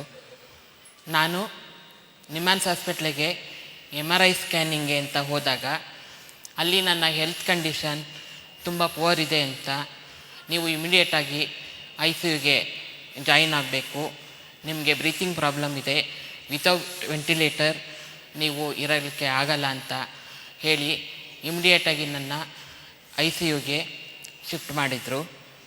ಅಲ್ಲಿ ನನ್ನ ಕೆಲವು ಮೆಡಿಕಲ್ ಎಕ್ಸಾಮಿನೇಷನ್ಸ್ಗೆಲ್ಲ ಒಳಪಡಿಸಿದಾಗ ನನಗೆ ಥೈಮೋಮೋ ಟ್ಯೂಮರ್ ಇದೆ ಅಂತ ಹೇಳಿ ಗೊತ್ತಾಯಿತು. ಹಾಗೆ ನಾನು ಮೈಸ್ಥೇನಿಯಾ ಗ್ರೇವಿಸ್ ಅನ್ನೋ ಕಾಯಿಲೆಯಿಂದ ನರಳ್ತಾ ಇದ್ದೀನಿ ಅಂತ ಗೊತ್ತಾಯಿತು. ನಾನು ವಿತೌಟ್ ವೆಂಟಿಲೇಟರು ನಾನು ಹೊರಗಡೆ ಬರಲಿಕ್ಕೆ ಆಗಲಿಲ್ಲ. ನಾನು ಅಲ್ಲಿ 1 year 4 months ಅಲ್ಲಿ ಅಡ್ಮಿಷನ್ ಆಗಿದ್ದೆ. ICUನಲ್ಲೇ ಟ್ರೀಟ್ಮೆಂಟ್ ತಗೊಳ್ತಾ ಇದ್ದೆ. ನನಗೆ ಅಲ್ಲಿ ಥೈಮೋಮೋ ಆಪ್ರೇಷನ್ ಆಗಬೇಕು ಅಂತ ಅಲ್ಲಿ ಡಾಕ್ಟರ್ಸ್ ಎಲ್ಲ ಹೇಳಿದರು. ಬಟ್ ಅಲ್ಲಿ ಆ ಫೆಸಿಲಿಟಿ ಇರಲಿಲ್ಲ. ನನ್ನ ಕೇಸ್ ಹಿಸ್ಟ್ರಿನ ಸುಮಾರು ಒಂದು 4-5 ಹಾಸ್ಪಿಟಲ್ಗಳಿಗೆ ಕಳಿಸ್ಕೊಟ್ರು. Jayadeva hospital, saint John's hospital, Kidwai hospital, ಸಮುದರ್ ಹಾಸ್ಪಿಟಲ್ಸ್. ಬಟ್ ಅಲ್ಲೆಲ್ಲ ನನಗೆ ಹೋಪ್ಸ್ ಕೊಡಲಿಲ್ಲ. ಇವರು ಆಪ್ರೇಷನ್ ಹೋದರೆ ಓಟಿನಲ್ಲೇ ಇವ್ರು ಹೋಗ್ಬೋದು, ಬದುಕೋ ಚಾನ್ಸಸ್ಸು ಕಡಿಮೆ ಅಂತ ಹೇಳಿದ್ರು. ನನ್ನನ್ನು ಮನೆಗೆ ಡಿಸ್ಚಾರ್ಜ್ ಮಾಡಿ ಕಳಿಸ್ಕೊಡೋಕ್ಕೆ ನಾನು ಅರ್ಧ ದಾರಿಲೇ ಕೂಡ ಹೋಗ್ಬೋದು ವಿತೌಟ್ ವೆಂಟಿಲೇಟರ್ ಅಂತ ಹೇಳಿದ್ರು. ಆಮೇಲೆ ಕಡೆಯದಾಗಿ ಅವತ್ತೊಂದು ದಿನ ನಮ್ಮ ಫ್ಯಾಮಿಲಿ ಮೆಂಬರ್ಗೆ ನಮ್ಮನೆ ಪಕ್ಕದಲ್ಲೇ ಸಾಯಿರಾಮ್ ಭಕ್ತರಿದ್ದಾರೆ. ಅವರು ಒಂದು ಸ್ವಾಮಿ ಫೋಟೋ ಕೊಟ್ಟು ಇದನ್ನು ಮನೆಯಲ್ಲಿ ಇಟ್ಟು ನೀವು ಪೂಜೆ ಮಾಡಿ ಒಳ್ಳೆಯದಾಗುತ್ತೆ ಅಂತ ಹೇಳಿ ಅವತ್ತು ನನ್ನ ಫ್ಯಾಮಿಲಿ ಮೆಂಬರ್ಸ್ಗೆ ನನ್ನ ಮನೇಲಿಟ್ಟು ಪೂಜೆ ಮಾಡೋಕ್ಕೆ ಕೊಟ್ಟರು. ಅವತ್ತು ಒಂದು ಮಿರಾಕಲ್ ಅಂತಲೇ ಹೇಳಬೇಕು. ಅವತ್ತು ನನ್ನ ಮನೇಲಿ ಸಾಯಿರಾಮ್ ಫೋಟೋ ಇಟ್ಟು ಪೂಜೆ ಮಾಡ್ತಾಯಿದ್ದಾರೆ. ಅವತ್ತು ನನಗೆ NIMHANS doctor, neurologist doctor Virendra Kumar ಅವರು, ಡಾಕ್ಟರ್ ಜೋಶಿ ಅವರ ಹೆಸರು ಹೇಳಿ ಸಾಯಿರಾಮ್ ಹಾಸ್ಪಿಟ್ಲಿಗೆ ರೆಫರ್ ಮಾಡ್ತೀನಿ, ಅವರಿಗೆ ನಿಮ್ಮದು CD ಕಳಿಸ್ಕೊಡ್ತೀನಿ, ಅವರು ಅಲ್ಲೆಲ್ಲ ಸ್ಟಡಿ ಮಾಡಿ ನಿಮ್ಮ ಕೇಸ್ ಬಗ್ಗೆ ಆಗುತ್ತೆ ಇಲ್ಲ ಅಂತ ಹೇಳ್ತಾರೆ ಅಂಥೇಳಿ ನನ್ನ ಬ್ರದರ್-ಇನ್-ಲಾ ಹತ್ರ CD ಕಳಿಸ್ಕೊಟ್ರು. ಅವರು ಇಲ್ಲಿ ನನ್ನ ಕೇಸ್ ಹಿಸ್ಟ್ರಿನ ಸ್ಟಡಿ ಮಾಡಿ ಪೇಷಂಟ್ನ ನಮ್ಮ ಹಾಸ್ಪಿಟಲ್ಗೆ ಶಿಫ್ಟ್ ಮಾಡಿ ನಾವು ಅವರಿಗೆ ಟ್ರೀಟ್ಮೆಂಟ್ ಕೊಡ್ತೀವಿ, ನಾವು ನೋಡ್ಕೋತೀವಿ ಅಂತ ಹೇಳಿದ್ರು. ನಾನು ಅಷ್ಟೊತ್ತಿಗಾಗಲೇ 1 year 4 months ಆಗಿತ್ತು ಹಾಸ್ಪಿಟಲ್ಗೆ ಅಡ್ಮಿಟ್ಟಾಗಿ. ನಾನು ಲಾಸ್ ಆಫ್ ಪೇನಲ್ಲಿದ್ದೆ, ಸ್ಯಾಲ್ರಿ ಇರಲಿಲ್ಲ. ನನ್ನ ಹತ್ರ ಇಂಥ ದುಡ್ಡು, ಜ್ಯುವೆಲ್ಸು, ನಮ್ಮ ಫ್ಯಾಮಿಲಿ ಮೆಂಬರ್ಸ್ದು ಫೈನಾನ್ಷಿಯಲ್ ಸಪೋರ್ಟು, ಅವರ ಮಾರಲ್ ಸಪೋರ್ಟು ಎಲ್ಲ ಕಳೆದಿತ್ತು. ನಾನು ಬದುಕ್ತೀನಿ ಇಲ್ಲ ಅಂತ ಅವ್ರಿಗೆ ಹೋಪ್ಸಿರಲಿಲ್ಲ. ಬಟ್ ಆ ವಿಷಯ ನನಗೆ ಅವ್ರು ಯಾರೂ ನನಗೆ ಹೇಳಿರಲಿಲ್ಲ. ಸರಿ, ಅವತ್ತು ಮತ್ತು ನನ್ನ ಸಂಸ್ಥೆಯಿಂದ ಬೇಕಾದಷ್ಟು ಎಷ್ಟು ಸಾಧ್ಯನೋ ಅಷ್ಟು ಫೈನಾನ್ಷಿಯಲ್ ಸಪೋರ್ಟು, ಮಾರಲ್ ಸಪೋರ್ಟು ಎಲ್ಲ ಕೊಟ್ಟು ನನಗೆ ಧೈರ್ಯ ತುಂಬಿದ್ರು, ನನಗೆ ಸಪೋರ್ಟ್ ಮಾಡಿದರು. ಇನ್ನು ರಿಯಂಬರ್ಸ್ಮೆಂಟ್ ಎಲ್ಲ ಬರೋಕ್ಕೆ ಸಾಧ್ಯತೆಗಳು ಕಡಿಮೆ, ನೀವು ಡ್ಯೂಟಿಗಾಗ ಜಾಯ್ನ್ ಆಗೋ ಸಾಧ್ಯತೆಯೂ ಕಡಿಮೆ, ನಿಮ್ಮನ್ನ ಏನು ಮಾಡಬೇಕು ಅಂತ ಗೊತ್ತಾಗ್ತಾ ಇಲ್ಲ ಅಂತ ಅವರು ಎಲ್ಲ ಹೇಳ್ತಾ ಇದ್ದಾಗ ನನ್ನ ಇಮಿಡಿಯೇಟಾಗಿ ಸಾಯಿರಾಮ್ ಅವರ ಹಾಸ್ಪಿಟ್ಲಿಗೆ ಶಿಫ್ಟ್ ಮಾಡಿಕೊಂಡ್ರು ಅಂತಲೇ ಹೇಳ್ಬೋದು. ಅದು ನನ್ನ ಜೀವನದಲ್ಲಿ ಮೊದಲನೇ ಸ್ಟೆಪ್ಸು. ಇಲ್ಲಿ ಡಾಕ್ಟರ್ ಜೋಶಿಯವರು ನನ್ನ ಬಗ್ಗೆ ಕೌನ್ಸಿಲಿಂಗ್ ಮಾಡಿದ್ರು. ನನ್ನ ಹತ್ರ ಮಾಡ್ಬೋದು ನಿಮ್ಮ ಕೇಸ್ನ, ನೀವು ಧೈರ್ಯವಾಗಿರಿ, ನಿಮ್ಮ ಇನ್ನರ್ ಸಪೋರ್ಟು ತುಂಬ ಚೆನ್ನಾಗಿದೆ ಅಂತ ಹೇಳಿದರು. ಆ ಇನ್ನರ್ ಸಪೋರ್ಟೇ ಸಾಯಿರಾಮ್ ಅಂತ ನಾನು ಹೇಳಲಿಕ್ಕೆ ಇಷ್ಟಪಡ್ತೀನಿ. ಮತ್ತು ನಾನಲ್ಲಿ ಸಾಯಿರಾಮ್ ಸೂಪರ್ ಸ್ಪೆಷಾಲಿಟಿ ಹಾಸ್ಪಿಟ್ಲಿಗೆ ಅಡ್ಮಿಟ್ಟಾಗಿ ವಿತಿನ್ ಎ ವೀಕ್ ಒಳಗಡೆ ನನಗೆ ಆಪ್ರೇಷನ್ ಆಯ್ತಲ್ಲಿ. ನನಗೆ ಆಪ್ರೇಷನ್ ಮಾಡಿದವರು doctor Chandrashekar HOD cardiologist, doctor Joshi sir neurosurgeon, doctor Chalam sir anaesthetist and team ಎಲ್ಲ ಸೇರಿ ನನಗೆ ಆಪ್ರೇಷನ್ ಮಾಡಿದ್ರು. ನನಗೆ ನಾನು OTಗೆ ಒಳಗಡೆ ಹೋಗಿದ್ದಷ್ಟೇ ನನಗೆ ಗೊತ್ತು ಆಪ್ರೇಷನ್ ಹೇಗಾಯಿತು, ನಾನು ಹೇಗೆ ಸರ್ವೈವ್ ಆದೆ. ನನಗೆ ಒಂಚೂರು ಪೇಯ್ನ್ ಆಗಲಿ, ಮೆಂಟಲಿ ಸಫರ್ ಆಗಲಿ, ನನಗೆ ಯಾವುದೂ ಗೊತ್ತಾಗಲಿಲ್ಲ. ನಾನು ನಾರ್ಮಲ್ಲಾಗೇ ಇದ್ದೆ. ನನ್ನ ಇನ್ನರ್ ಪವರ್ ತುಂಬ ಚೆನ್ನಾಗಿತ್ತು. ನಾನು ಬದುಕ್ತೀನಿ ಅನ್ನೋ ವಿಲ್ ಪವರ್ ಇತ್ತು. ನನ್ನ ಮಗನಿಗೆ ನಾನು ತಾಯಿಯಾಗಿ ಉಳ್ಕೊತೀನಿ ಅನ್ನೋದು ನನಗಿತ್ತು. ಯಾರೂ ನನ್ನನ್ನು ಏನು ಮಾಡೋಕ್ಕಾಗಲ್ಲ, ನಾನು ಮತ್ತೆ ಮೊದಲು ಥರ ಆಗೇ ಆಗ್ತೀನಿ, ನಾನು ಮತ್ತೆ ಡ್ಯೂಟಿಗೆ ಜಾಯ್ನ್ ಆಗ್ತೀನಿ ನಾನು ಮೊದಲು ಥರ ಲೈಫು ನಾರ್ಮಲಾಗಿ ಲೀಡ್ ಮಾಡ್ತೀನಿ ಅನ್ನೋ ಭರವಸೆ ನನ್ನಲ್ಲಿತ್ತು. ಆಪ್ರೇಷನ್ ಆದಮೇಲೆ ನನಗೆ ಅಲ್ಲಿ ICU ಯೂನಿಟಲ್ಲಿ ಸತ್ಯಸಾಯಿ ಹಾಸ್ಪಿಟಲ್ ಅಲ್ಲಿ ಒಳ್ಳೆ ಸರ್ವಿಸ್ ಸಿಕ್ತು. ಅವ್ರದ್ದೆಲ್ಲ ಧೈರ್ಯ ಮತ್ತು ಕೌನ್ಸಿಲಿಂಗ್ ಗೀತಾ ಲಾಹಲಾದಿನಿ ಅಂತ ಅವರ ಎವ್ರಿಡೇ ಕೌನ್ಸಿಲಿಂಗ್ ಕೊಡ್ತಾಯಿದ್ರು ನನಗೆ. ನನ್ನ ಬಗ್ಗೆ ಪ್ರೇಯರ್ ಮಾಡ್ತಾಯಿದ್ರು ಸಾಯಿರಾಮ್ ಹತ್ರ. ಅವರ ಧೈರ್ಯನೂ ಕೂಡ ನನಗೆ, ಅವರ ಸಪೋರ್ಟು ನನಗೆ ಹೆಲ್ಪ್ ಮಾಡ್ತು. ಮತ್ತು ಇಲ್ಲಿ ಡಾಕ್ಟರ್ಸ್ಗಳದ್ದು ಸಪೋರ್ಟು ಮತ್ತು ಅವರ ಮಾತುಗಳು, ಅವ್ರ ಧೈರ್ಯ ಅದೆಲ್ಲ ನನಗೆ ಭಾಳನೇ ಹೆಲ್ಪ್ ಆಯಿತು. ನಾನು ಪೇಷಂಟು ಅಂತಲೇ ನನಗೆ ಅನ್ನಿಸ್ತಾ ಇರಲಿಲ್ಲ. ಮತ್ತು ಮೇಯ್ನಾಗಿ ನನಗೆ ಉಸಿರಾಟದ ತೊಂದರೆ ಆದಾಗೆಲ್ಲ ನನಗೆ ಫಿಸಿಯೋಥೆರಪಿಸ್ಟು ಭಾಳನೇ ಹೆಲ್ಪ್ ಮಾಡಿದ್ರು. Naveen Kumar brother, Nagesh brother, Deepika sister, ಇವರೆಲ್ಲ ನನಗೆ ಭಾಳನೇ ನನಗೆ ಬ್ರೀತಿಂಗ್ ಪ್ರಾಬ್ಲಮ್ ಆದಾಗೆಲ್ಲ ನನಗೆ ಭಾಳನೇ ಹೆಲ್ಪ್ ಮಾಡಿದ್ದಾರೆ, ಫಿಸಿಯೋಥೆರಪಿ ಕೊಟ್ಟು. ನಾನು ಅವ್ರಿಗೆಲ್ಲ ಗ್ರೇಟ್ಫುಲ್ ಆಗಿರ್ತೀನಿ. ಮತ್ತು ನನ್ನ doctors team, doctor Chandrashekar, doctor Chalam sir, doctor Joshi sir and team, ಅವ್ರಿಗೆಲ್ಲ ನಾನು ನನ್ನ ಲೈಫಲ್ಲಿ ಎವರ್ ಗ್ರೇಟ್ಫುಲ್. ನಾನು ಇವತ್ತು ಆಗಸ್ಟಲ್ಲಿ ಡಿಸ್ಚಾರ್ಜ್ ಆಗಿ ಔಟ್ ಪೇಷಂಟಾಗಿ ನಾನು ಬಂದು ಇಲ್ಲಿ ಅವ್ರ ಹತ್ರ ಸಜೆಷನ್ಸ್ಗಳು ತಗೊಂಡು ನಾನು ಇದು ಮಾಡ್ತಾಯಿದ್ದೆ, ಟ್ರೀಟ್ಮೆಂಟ್ ತೊಗೊಳ್ತಾಯಿದ್ದೆ. ಡಿಸೆಂಬರಿಂದ ನಾನು ಡ್ಯೂಟಿಗೆ ಜಾಯ್ನ್ ಆದೆ. ವಿತೌಟ್ ವೆಂಟಿಲೇಟರ್ ನಾನು ಈಗಾಗಲೇ 1 year 2 months ನಾರ್ಮಲ್ಲಾಗಿ ನಾನು ಮೊದಲು ಹೇಗೆ ನಾನು ಆಫೀಸಲ್ಲಿ ಕೆಲಸ ಮಾಡ್ತಾಯಿದ್ದೆ ಅದೇ ಥರ ಅದಕ್ಕಿಂತ ಜಾಸ್ತಿ ಕೆಲಸ ಮಾಡ್ತಾಯಿದ್ದೀನಿ. ಎಲ್ಲರೂ ನಮ್ಮ ಆಫೀಸಲ್ಲೆಲ್ಲ ಭಾಳ ಆಶ್ಚರ್ಯಪಡ್ತಾರೆ. I am very grateful to Sairam.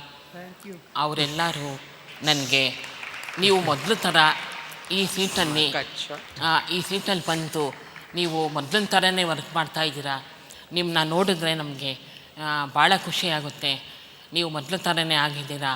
ಇನ್ನೂ ನಿಮಗೆ ದೇವರು ಚೆನ್ನಾಗಿ ಆಯುಷ್ಯ, ಆರೋಗ್ಯ, ವೆಲ್ತ್, ಹೆಲ್ತ್ ಎಲ್ಲ ಕೊಟ್ಟು ನಿಮ್ಮ ಮಗನಿಗೆ ತಾಯಿಯಾಗಿ ಉಳಿರಿ. ನೀವು ಇನ್ನೂ ನಿಮ್ಮ ಹೆಲ್ತೆಲ್ಲ ಸುಧಾರಿಸ್ಲಿ, ನೀವು ಚೆನ್ನಾಗಿರಿ, ನಿಮ್ಮ ಮಗನಿಗೆ ಒಳ್ಳೆ ಭವಿಷ್ಯ ಕೊಡಿ ಅಂತ ಎಲ್ಲರೂ ಸಪೋರ್ಟ್ ಮಾಡ್ತಾಯಿದ್ದಾರೆ.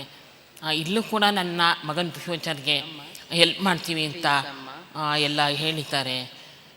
ಎಲ್ಲ ನಾನು ever grateful to Sairam team. ಮತ್ತು ನಾನು ಇವತ್ತು ಸಾಯಿ ಹಾಸ್ಪಿಟ್ಲಿಗೆ ನಾನು ಪೇಷಂಟಾಗಿ ಹೋಗ್ತಾ ಇಲ್ಲ, ಒಂದು ಫ್ಯಾಮಿಲಿ ಮೆಂಬರ್ ಆಗಿ, ಒಂದು ರಿಲೇಟಿವ್ ಆಗಿ ನಾನಲ್ಲಿ ಹೋಗಲಿಕ್ಕೆ ಇಷ್ಟಪಡ್ತೀನಿ. ಅವರೆಲ್ಲರ ಜೊತೆ ಮಾತಾಡೋಕ್ಕೆ ಇಷ್ಟಪಡ್ತೀನಿ. ನನ್ನನ್ನು ಇಲ್ಲಿವರೆಗೂ ಕೇರ್ಫುಲ್ಲಾಗಿ ಕರ್ಕೊಂಬಂದ ಸುನೀತಾಜಿ ಅವ್ರಿಗೆ ಐ ಆಮ್ ಗ್ರೇಟ್ಫುಲ್. ಎಲ್ಲರಿಗೂ ಆಸ್ಪತ್ರೆ ಟೀಮ್ಗೆ, ಸಾಯಿರಾಮ್ ಟ್ರಸ್ಟ್ಗೆ, ಡೈರೆಕ್ಟರ್ಸ್ ಸಬ್ಗೆ ಎಲ್ಲರಿಗೂ ನಾನು ಗ್ರೇಟ್ಫುಲ್ ಆಗಿರ್ತೀನಿ. ನನಗೆ ದೇವರು ಇದೇ ರೀತಿ ಆರೋಗ್ಯ, ಆಯುಷ್ಯ ಕೊಟ್ಟು ನನ್ನ ಮಗನಿಗೆ ಒಂದು ಫ್ಯೂಚರ್ ಕೊಡೋವರೆಗೂ ಚೆನ್ನಾಗಿ ಇಡಲಿ ಅಂತ ನನ್ನ ಸಾಯಿರಾಮ್ನ ಬೇಡ್ಕೊಳ್ತೀನಿ. ನನ್ನ ಎವ್ರಿ ಡೇ ಪ್ರೋಗ್ರಾಮಲ್ಲಿ ಸಾಯಿರಾಮಿಂದಲೇ ಸ್ಟಾರ್ಟ್ ಆಗುತ್ತೆ. ವಿತೌಟ್ ಸಾಯಿರಾಮ್ ಭಸ್ಮ ನಾನು ಮನೆಯಿಂದ ಹೊರಗಡೆ ಹೊರಡಲ್ಲ. ನನ್ನ ಲೋಕಲ್ ಸಾಯಿ ಮಂದಿರಲ್ಲಿ ನಾನು ಪೂಜೆ ಮಾಡ್ತೀವಿ. ನಮ್ಮ ಫ್ಯಾಮಿಲಿ ಮೆಂಬರ್ಸ್ ಎಲ್ಲ ಹೋಗಿ ಅಲ್ಲಿ ಪೂಜೆ ಮಾಡ್ತಾರೆ. ನಾನು ಎಲ್ಲಕ್ಕಿಂತ ಹೆಚ್ಚಿಗೆ ನನ್ನ ಫ್ಯಾಮಿಲಿ ಮೆಂಬರ್ಸ್ಗೆ ಅವ್ರ ಮಾರಲ್ ಸಪೋರ್ಟು, ಫೈನಾನ್ಷಿಯಲ್ ಸಪೋರ್ಟು, ಅವ್ರ ಧೈರ್ಯ, ಅವ್ರ ಪ್ರೇಯರು, ಎಲ್ಲದಕ್ಕೂ ನಾನು ಅವ್ರಿಗೆ ever grateful. My family members, ಅದರಲ್ಲಿ ಹೆಚ್ಚಿಗೆ ನನ್ನ ತಂಗಿ ನಿರ್ಮಲಾ ಅಂತ ಬಂದಿದ್ದಾರೆ ಇಲ್ಲಿ. ಅವರು ಅವರ ಗಂಡ, ಮನೆ, ಮಕ್ಕಳು, ಫ್ಯಾಮಿಲಿ ಎಲ್ಲನೂ ಬಿಟ್ಟು ಬಂದು ನನ್ನ ಇವತ್ತಿಗೂ ನೋಡ್ಕೋತಾ ಇದ್ದಾರೆ. ಅವ್ರಿಗೆ ನಾನು grateful. Thank you everyone.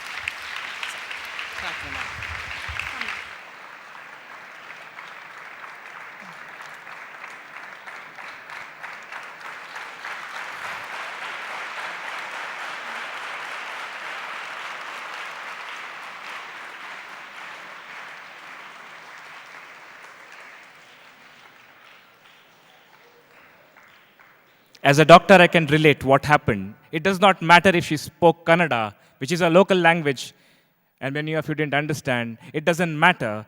All that mattered to me was that she stood here and spoke after 1 year and 4 months being on a ventilator.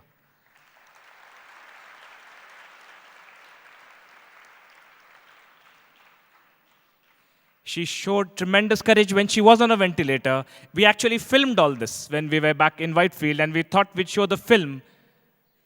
But she came here from Whitefield here to just speak this out to Swami today. She has showed exemplary courage then, she showed it today as well.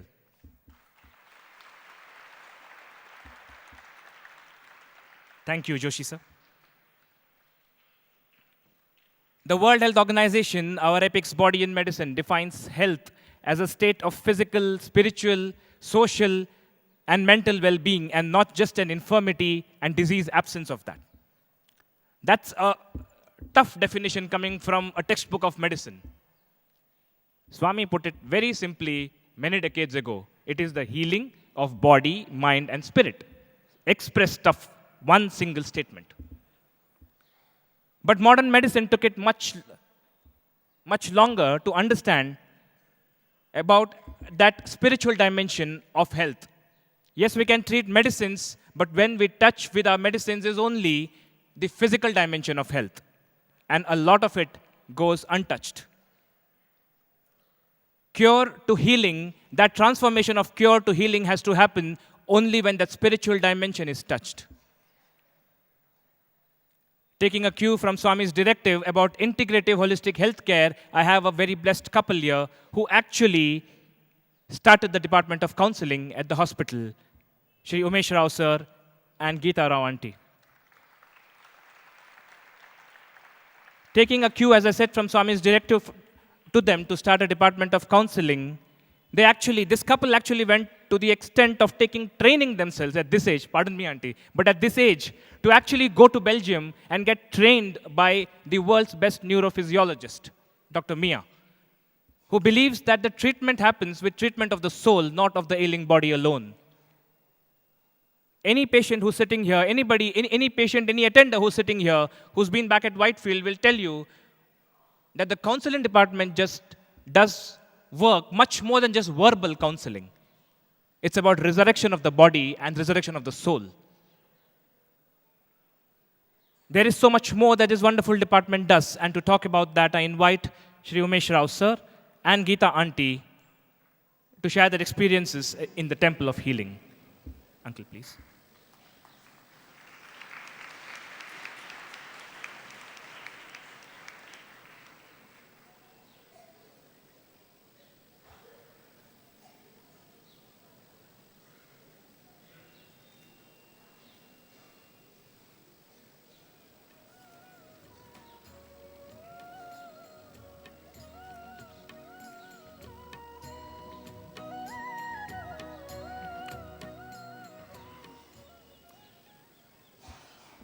With loving pranams from the counseling team to our most beloved Bhagawan, Sairam to all of you.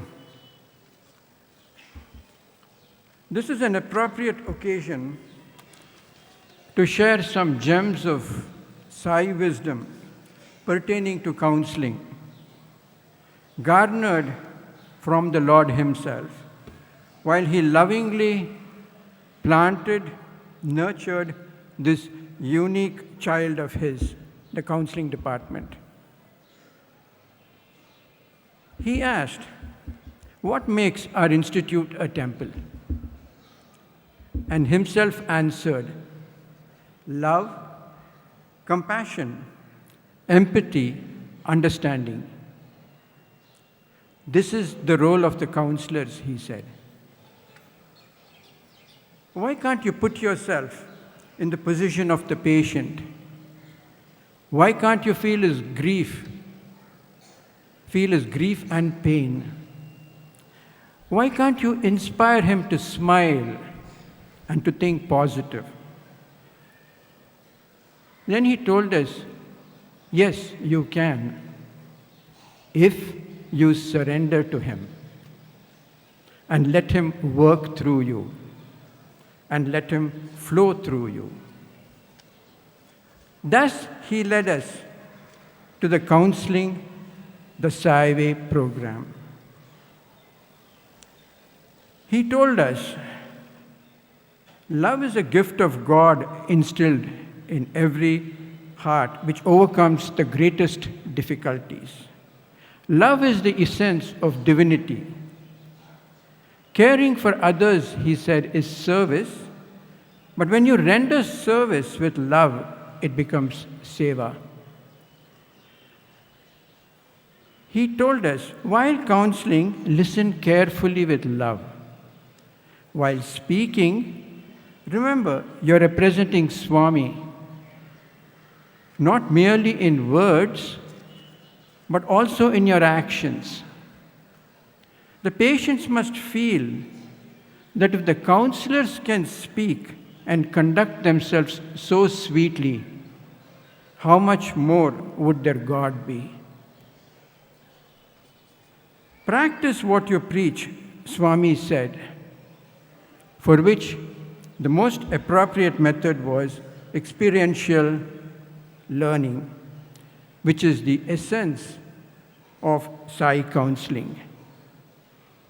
Swami has always emphasized upon practical knowledge, and this is the way the counselors are taught. And Carl Rogers, the renowned American psychologist and founder of the person-centered counseling, also endorsed this approach. The following slides of the counselors in action portray what Swami was teaching us. He taught us there is only one language, the language of the heart. There is only one feeling, the feeling of love. There is only one connection, it is heart to heart. We asked, how do we transmit love, Swami?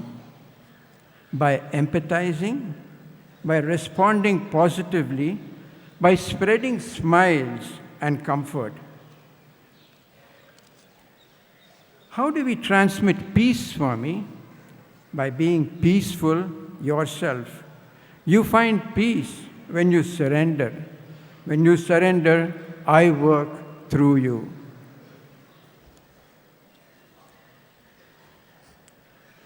Swami did not stop with this. He inspired, encouraged, and enabled us to create awareness of Sai counseling the world over in the medical field. Mayo Clinic, the Mecca of medicine in America, accepted our paper for a spiritual care research conference, the year 2010. We were invited to contribute a chapter in Counseling the Sai Way in a handbook on psychotherapy published in 2013 by the renowned publisher Springer. So this is what I wanted to share with you about how Swami brought about the counseling process, which has not been told very often previously. And finally, presenting to you is our counseling team, with Swami's love reflected in each one of them. Jai Sai Ram.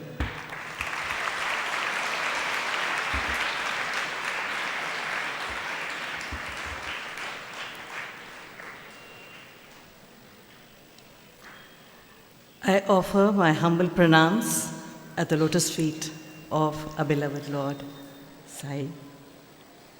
On behalf of the counselors at the counseling department, I wish to thank our director, Dr. Swarna Bharadwaj, for all the encouragement she's given us.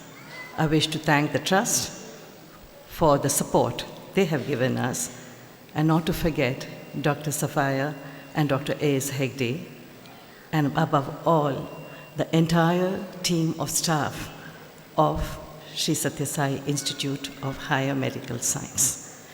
The nurses, as well as the support staff, physiotherapists, the dietitians, the entire team have understood our work and supported us. We started this work after Swami blessed us as a couple, and he said, I want you to take care of my patients. This was the year he started the hospital. Now, I was wondering, what exactly does Swami want us to do? What kind of care does he have in mind? And one day, during darshan, when the hall was filled with doctors and surgeons and people from the hospital, he came directly to me and he said, "How are my patients?"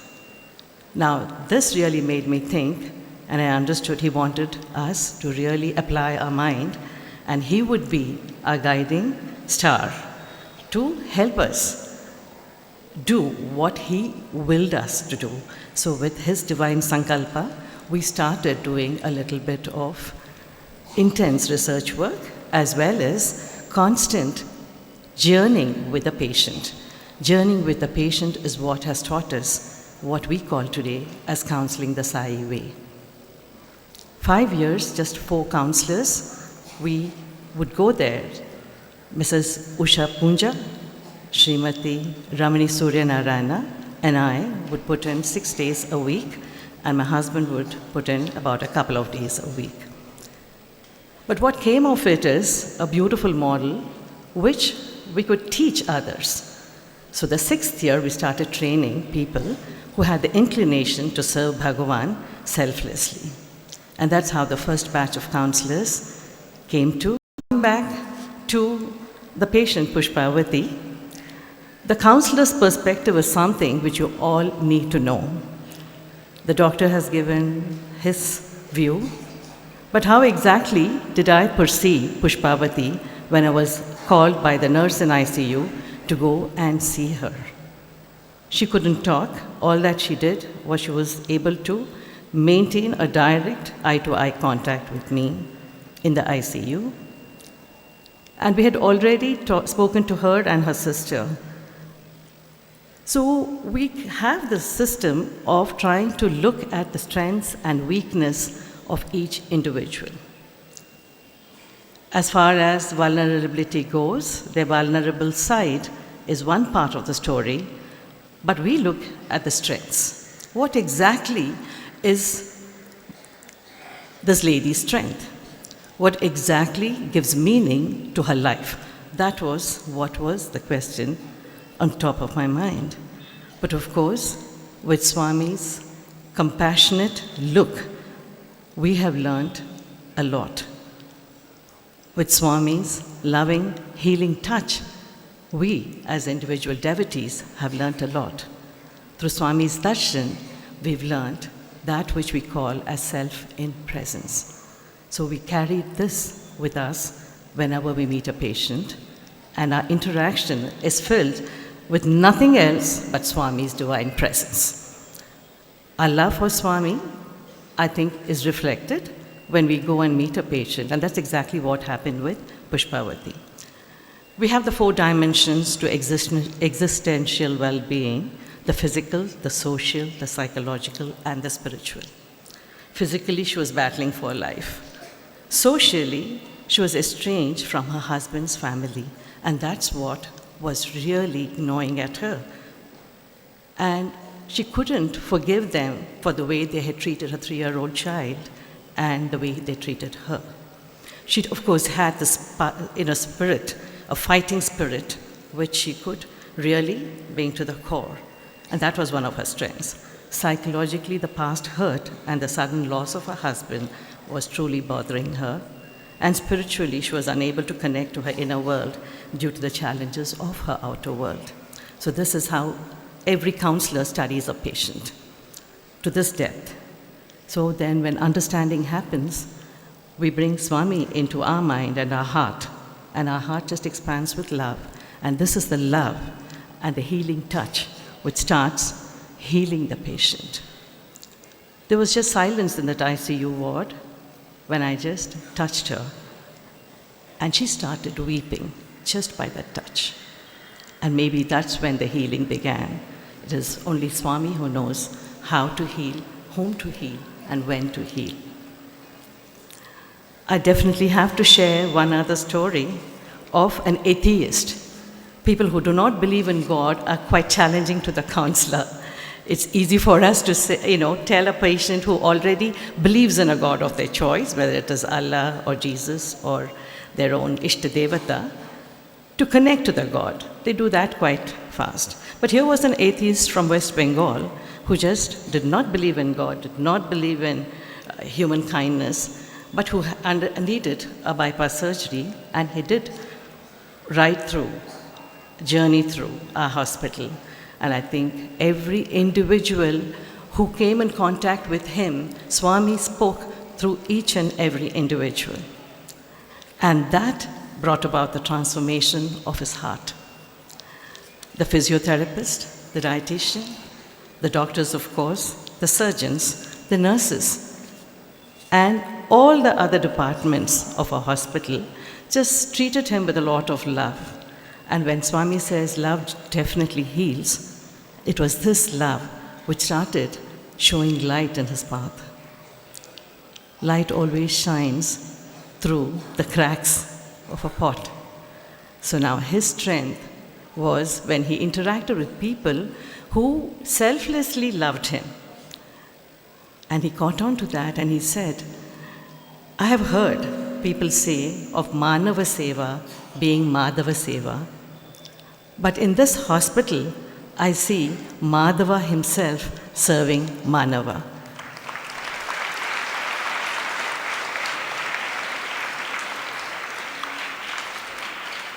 In conclusion, I wish to say, how does Madhava speak through Manava, and how does Manava reflect Madhava? Definitely, it is the connect which we have with Swami, and all that we need to do is just connect to him for him to flow through us. With these few words, I wish to introduce you to Payal Karmakar. She's a patient from the neurosurgery ward. And Payal, when I first met her, was on the verge of committing suicide after a brilliant surgery being performed on her, because she did not like the way she looked, she did not like the way her hair was cut. And Payal will be speaking in a combination of Hindi and English. I'm sure you'll all understand because she speaks from her heart.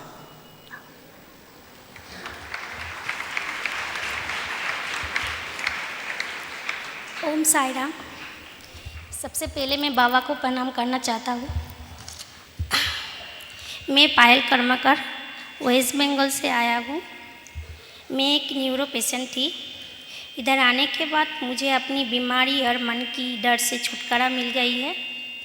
अभी मैं अपने अंदर की ताकत को पहचान गई हूँ। बाबा ने मुझको जो जीवन दान दिया है वो मैं कभी भूल नहीं सकती। I have no word to explain my experience. When I heard that मेरी ऑपरेशन होगी, I was totally discouraged. मैं सोच रहा था मेरा life is going to be finished.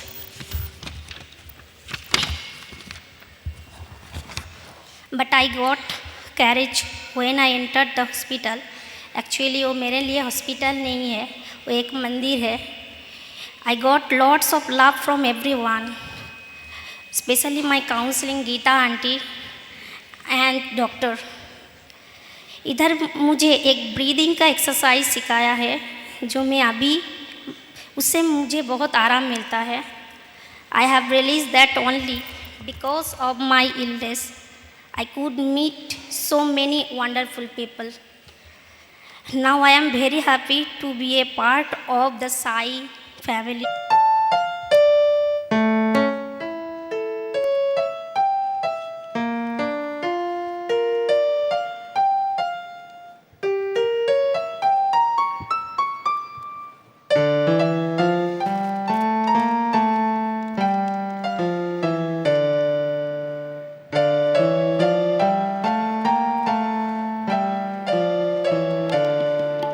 Every moment of my life, please be with me. In every single act of mine, be thou my guide. Every moment of my life, please be with me. In every single act of mine, be thou my guide. Bye.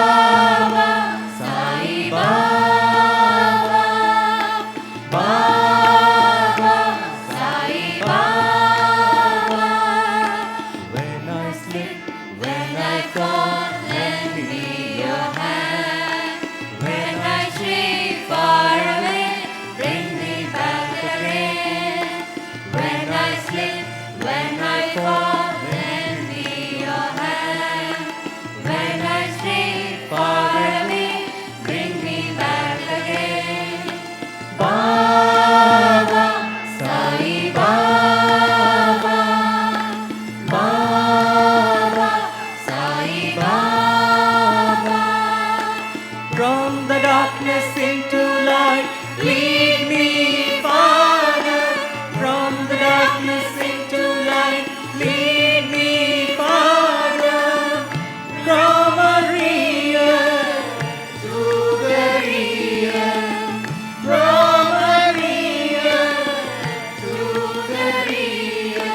Baba, Sai Baba, Baba, Sai Baba. Every moment of my life, please be with me. In every single act of mine, lead all my life. Baba, Sai Baba, Baba, Sai Baba, Baba, Sai Baba.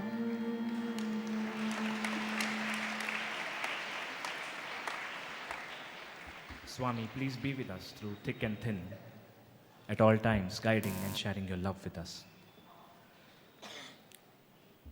It is a paradox of sorts that when we say that we are a hospital without a billing department and without a cash counter, we still have an accounts department. So what does the accounts department do in the hospital? It takes care of Swami's currency. Swami's currency? Yeah, Swami's got a currency. And that currency is the number of eyes saved from blindness, the number of ears saved from deafness, the number of women who are saved from being widowed, the number of children who are saved from being orphaned, and the number of smiles that are put back on the faces of those ailing devotees. But even as I say this, even as we could measure with number of 4 commodities, we couldn't give number of love. We can't do that. Love is immeasurable, Swami, and thank you for that. But still, when those number of conglomerates, what we get is an annual report.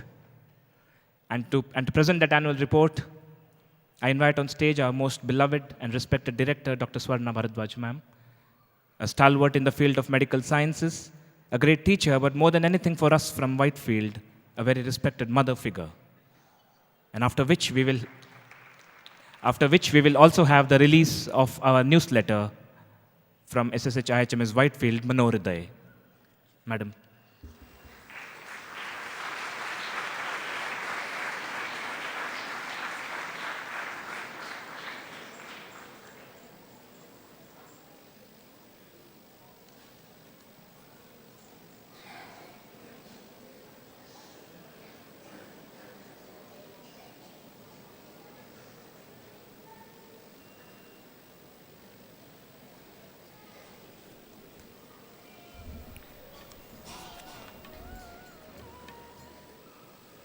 My humble pranams at the lotus feet of our beloved Mother Sai. Sai Ram to all of you. It is indeed a day which is very cherished by each and every one of us. Lots and lots has been said about our hospital, but I would tell my staff and everyone else that we have not come here to sing the glories of our work. We have come here, ladies and gentlemen, to praise our source of inspiration. This presentation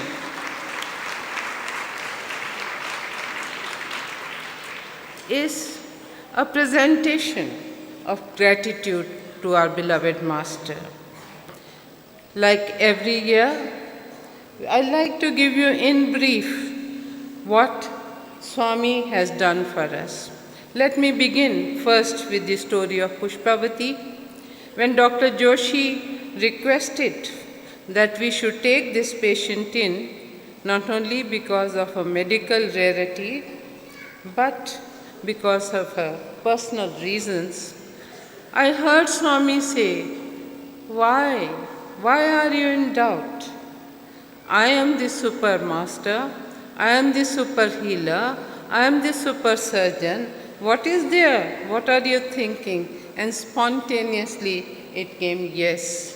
And he has really inspired us to enter into world record of such a case, a patient on ventilator for a year and more, and today she doesn't stop from talking.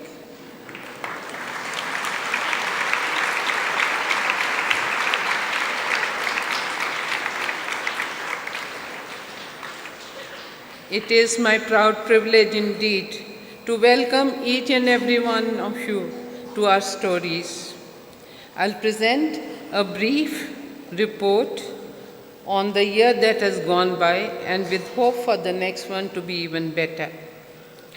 We have so far performed nearly 18,000 cardiac surgery, out of which 1,500 were performed during the year under discussion.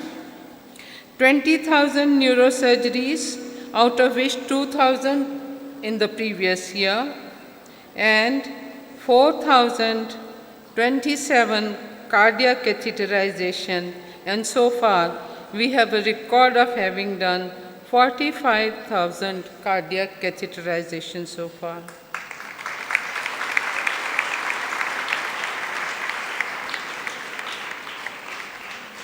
The outpatients department, as we say, we have seen about 89,000 patients, but please, these are not the patients. We have seen an equal number of relatives who need more healing than the patient himself.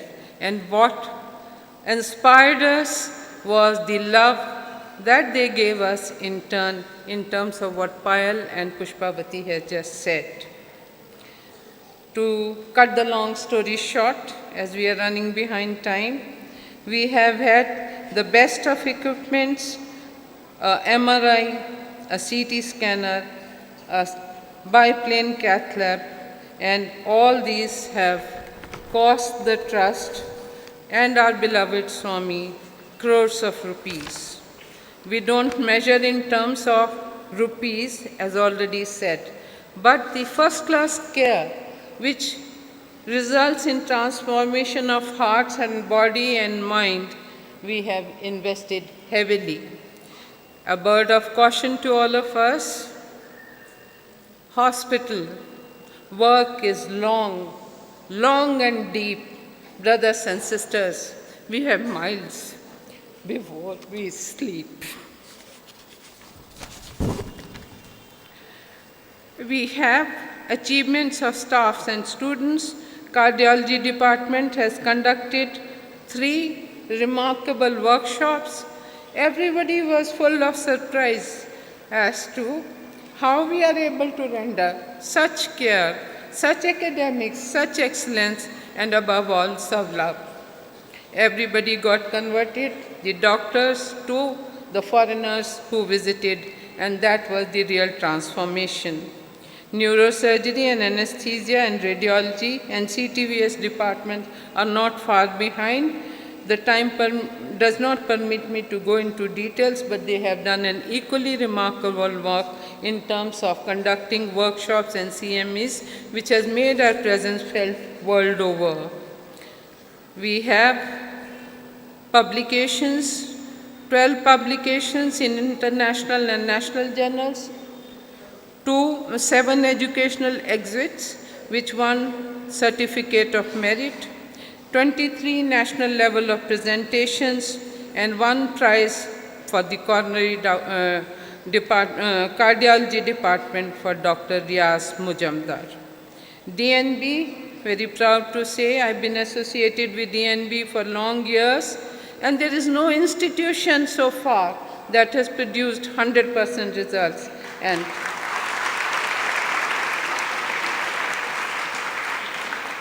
this is one institution which has, the reason behind it is the divine hand and the divine grace. The nursing and paramedical institutions have done equally well. Our students have shown remarkable results. When the inspector came, they said, this is one institution we would like to promote. Why do you not ask for more seats? When I said that we don't charge our students, they said, God will take care and you will be able to very soon double your strength. Let us see what Swami has to say, and hopefully one day it will come true. They have also participated in annual Gram Seva, and I wish the principal and the faculty of the nursing college, as well as my principals and directors for paramedical sciences, to show to the world as to what first-class medical care without commercial benefits is being taught in terms of teaching all of them education in human values.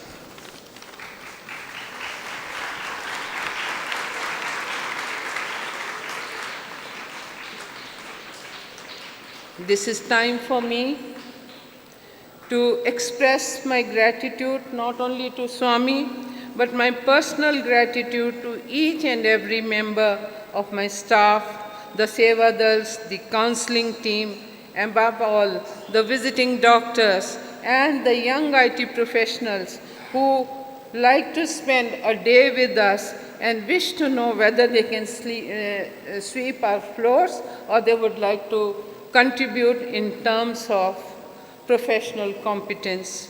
All this happens because we thread them, each one of them, in the thread of love. So, in the end, I would like to again repeat, there is no season for love. There is no reason for love. Reason enough is love itself. Sai Ram to us.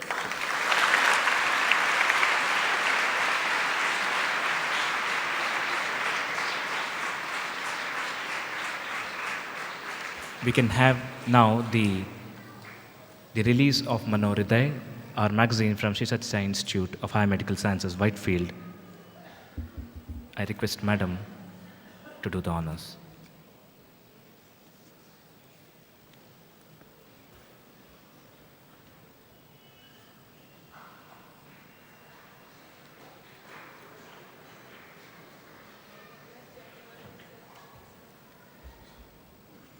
May we just request Chakravarti sir to please join Madam on stage, please. A warm welcome to Chakravarti sir.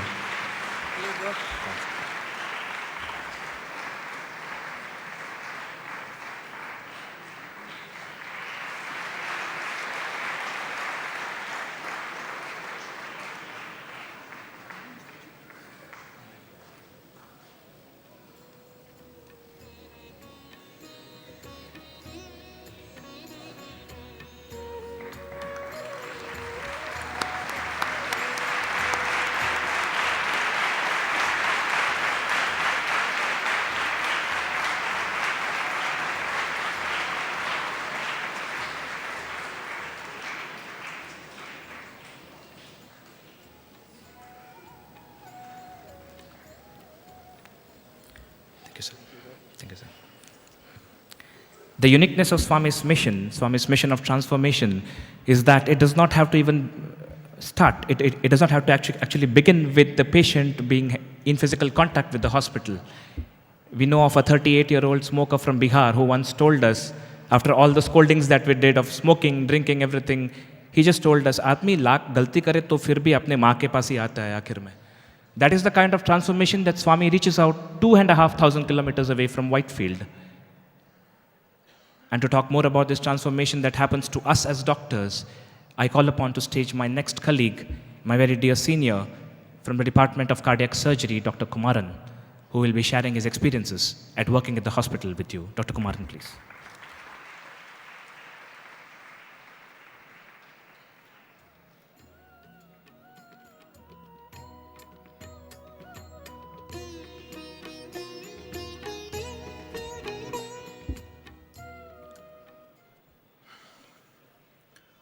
Om Sri Sai Ram. My humble pranams at the lotus feet of our beloved Bhagawan, Sri Sathya Sai Baba. My dear Sai family, I feel extremely privileged to stand here in this noble place to share few of my thoughts and experiences of my association with Sai Institute. According to Bhagawan, education has two important characteristics. One is exposition of facts, and second is unfolding of individual's personality. First, that is exposition of facts related to subject and knowledge can be attained at any best institution in this world. But the second, gaining divine energy to unfold individual's personality can be attained only at our Sai Institute. And I'm a living example for this. When I joined this hospital as a resident trainee in cardiac surgery, I was amazed to see a hospital run so efficiently with all departments except for the billing department. And I respected the spiritual master behind it. But this did not confirm my faith that this incarnation is of a supreme Lord and God Himself. The transformation in me occurred when I had the golden opportunity to interact with Swami and touch his feet during the Patri Yatra in December 2009. The connection was electric and I was thrilled by his sweet words. Swami knew about my skeptical and doubting mind, and maybe that he wooed me with some miracles before guiding me to his teaching. He created in me a Sai awareness, which is a tremendous feeling. It feels like some higher power is always guiding you throughout your every act. And I can feel it in every little small act that happens each and every day. With my 8 years of association in the Department of Cardiac Surgery in this institute, I would like to share few of my personal and professional thoughts. Despite we do our best in all patients who undergo heart surgery, some don't survive. At times, a simple case can get complicated, and to some strange reasons, we lose a patient. On the contrary, there are patients who come to us with end-stage cardiac diseases after being denied surgery in other hospitals. They do very well, survive, and go home. So as a surgeon, do we really deserve the praise or criticism in both the scenarios? For this, Bhagawan addressed, if the operation is a success, scalpel does not take a bow. If the operation is a failure, the scalpel does not weep or berate itself. Surgeon is only the scalpel, and I am the real healer. There are gamut of emotions among the patient attenders after the surgery. Happy, sad, depressed, elated, criticism or gratitude towards the treating doctor. My connectivity to this institution made me feel not to accept praise or criticism to myself, but do my duty to the fullest and leave rest to the God. So what happens has to happen. It is not easy to accept traumatic incidents when we are stressed. But as Swami rightly told, it is only a passing scene on the way to eternal bliss. As per Bhagavan Baba's words, there are 3 ways of sadhana to reach God. By the path of love, by the path of knowledge, and by the path of service. The path of love and knowledge requires tremendous efforts, discipline, and understanding in the form of meditation and control of senses. But by the path of service, one can set his path towards divinity. Swami says, Manava Seva is Madhava Seva, which means serving humanity is equal to serving God. When such a service transforms into worship, it is then the divine bliss can be felt. I feel extremely blessed to cherish this gift, the ability to be a surgeon, and to be an instrument in divine's hand and work in this temple of healing. I hereby end my speech with a humble prayer to Bhagawan on behalf of all my friends who are assembled here on this occasion. God, we redeem your pledge to be an instrument in divine hands and walk in the path laid by you and live on the principles of love, truth, righteousness, peace, and non-violence. Jai Sai Ram.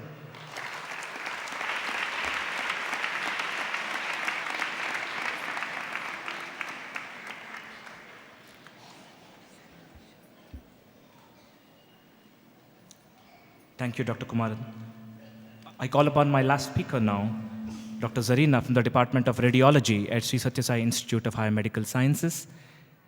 Dr. Zarina specializes in what is called as diagnostic and interventional neuroradiology, and she's one of the very few in the country practicing this.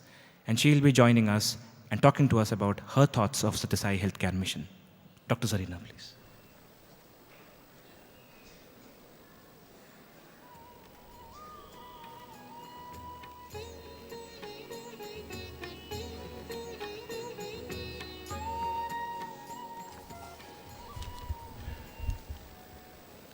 My humble salutations to Sri Sathya Sai Baba. Good evening, one and all. I'm very thankful to all my teachers who have given me the skill and brought me to this stage where I could come and share my experiences with you all. I'm very thankful to Sri Sathya Sai Babaji to give me an opportunity to come and serve in this hospital. Going back a couple of years back in my life, I was just a very studious, passed out student from NIMHANS, not knowing what's in store for future. I was not sure what is there for me in life, where am I going to, what am I heading to. But I was knowing that with this skill set, I should be able to help the needy. Opportunity struck, and I was called upon to join Sri Sathya Sai Institute of Higher Medical Sciences 2 years back, way back in September 2012. The real meaning of my life and my journey as a doctor began when I stepped into the Sathya Sai campus. I felt like Baba himself holding my hand and taking me inside the campus into the institute and entrusting me with the responsibility of curing and caring for the people in need. It did not take much time to feel an integral part of the ever-increasing vast Sai family. I was overwhelmed and touched by the ideology of the institution, the passion of the people to serve selflessly, day and night. As Swami says, hands that help are holier than the lips that pray. I was amazed at the world-class infrastructure the hospital had to offer. My department of radiology itself was the best example.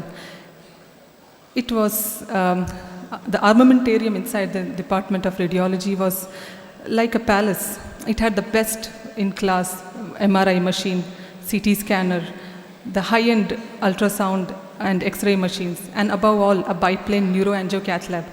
It's like a dream for any neurointerventionist in the country. Radiology department is the backbone of any institution. It provides the evidence for a doctor to treat, and these evidences are interpreted by us, and so we fill in the missing links in the patient's story and give the correct diagnosis to the treating physician. More than that, there is another dimension of the radiology department. We also cure the patients through minimally invasive procedures. And I'm very grateful to my HOD, Dr. Sanjay Vishwamitra, who entrusted me the responsibility of setting up a neuroendovascular unit in our institution. We are also excelling in academics and research. We have represented our hospital in many national and international conferences. I myself was very fortunate, thanks to Baba. I could represent the hospital in one of the international conferences at North America. My experience there has been heart-touching. I have great memories from there. First of all, the love and affection showered on us by the global Sai family there. And we were welcomed as the personal sevaks of Sai Baba. And we were taken care as their family members. I also happened to do a short observership in one of the topmost hospitals in Chicago. And I can proudly and confidently say that the patient care and the standard of infrastructure what we have at Sathya Sai Institute is at par with any big hospitals in the world.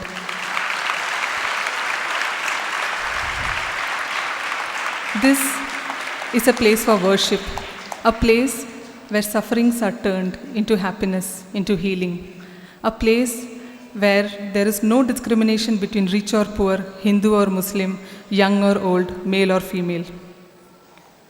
All have equal opportunity to health care as any other person in the world. Every day I get up in the morning with one motto in my mind, to bring smiles on the faces of patients and their caregivers. I go back home and rest, close my eyes, and I'm rest assured that I have done the best for them, and rest is taken care by Him. There are many experiences which I had in this hospital, and I would like to share just one of them. This was a 40-year-old male. He had come all the way from Orissa. He was an auto driver, the sole breadwinner of the family. He had a small family, a wife and 2 children. He earned daily wages from auto driving, and that's how his family was living. 2 years back, he started having severe back pain. He was unable to do his work. Slowly, he could just drive maybe for a few hours in a day, and so his earnings had come down. His children had to stop going to school, and they had to restrict on many of their expenses. 6 years back the lane, he got completely bedridden. You can imagine the plight of the family. They could not even afford an X-ray or MRI outside. All they could do is sell off their things and come all the way to our hospital. We performed few diagnostic tests and came to know that he just had a compression fracture of a vertebral body which could be easily treated. What we did was a small procedure. We just injected cement into the collapsed vertebral body. It is just a half-an-hour procedure. This is called as vertebraloplasty. The very next day, he got up. He could sit, and in a week's time, he could start walking, and his normal life came back. This is just one small example. This is not to praise ourselves or the service what we are doing. It is just a small example how patients' lives are transformed by simple procedures which we can offer. All these experiences has brought a great change in me. I'm a totally changed person now. I'm more happier and more content. My faith in humanity is reaffirmed. The last 2 years have built a strong foundation in my career, which I'll be taking forward. Being here as part of this vast Sai family, it re-emphasizes again and again, if we care for the people in need, He will cure the illness and suffering. I take this opportunity to thank the Sai Trust for giving their complete support and constant support to our hospital, Director Madam Sri Swarna Bharadwaj for her loving guidance, my HOD, my dear staff, the ever hardworking and dedicated staff of the entire hospital. We all have worked together as a team and will bring wonders. Keeping my head high and promise of keeping His mission ongoing, I end my speech here. Thank you one and all for your kind hearing.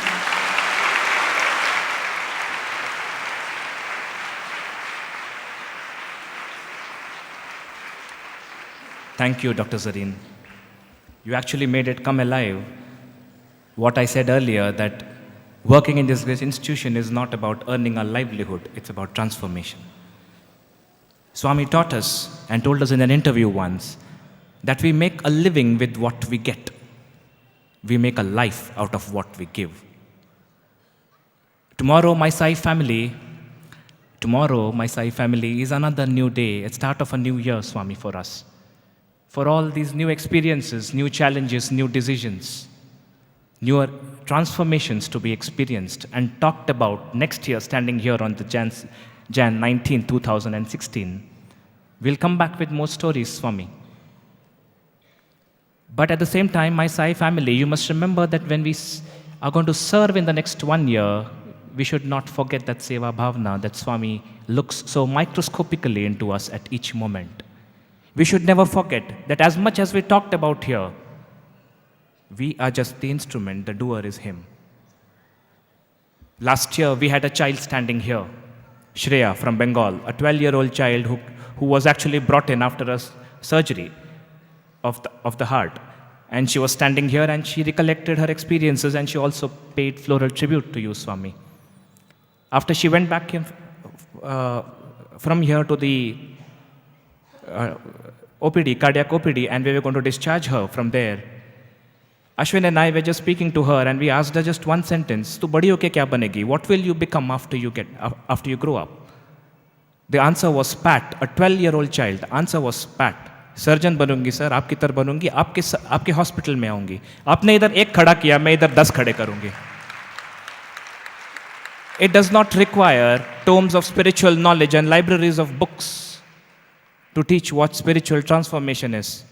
It does not require you to go to a lonely forest and sit under a tree and meditate and say, "I'm getting spiritually transformed." It begins here. It begins here. I have a 2-year-old child back in Bangalore, and as he grows up, and I'm going to teach him what is the meaning of God, I am not going to tell him that God is someone who materializes holy ash out of thin air.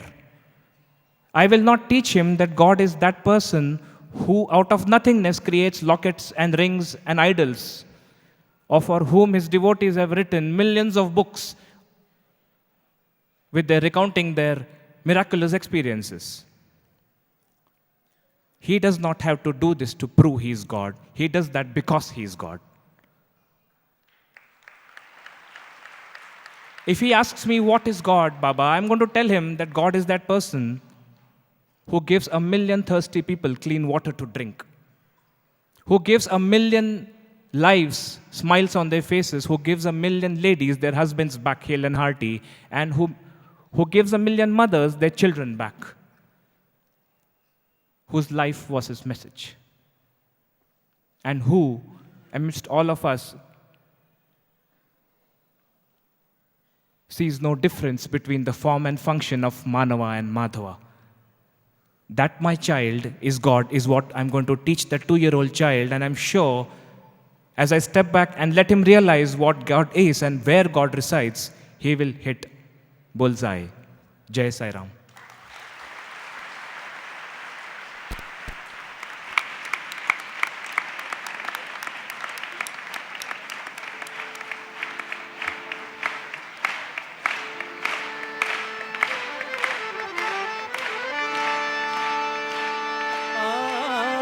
नंद बालुडे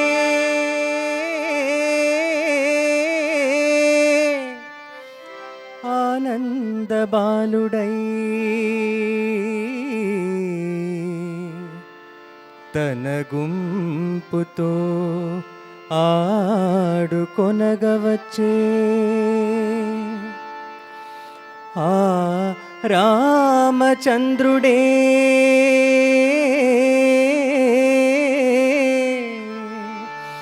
आ रामचंद्रुडै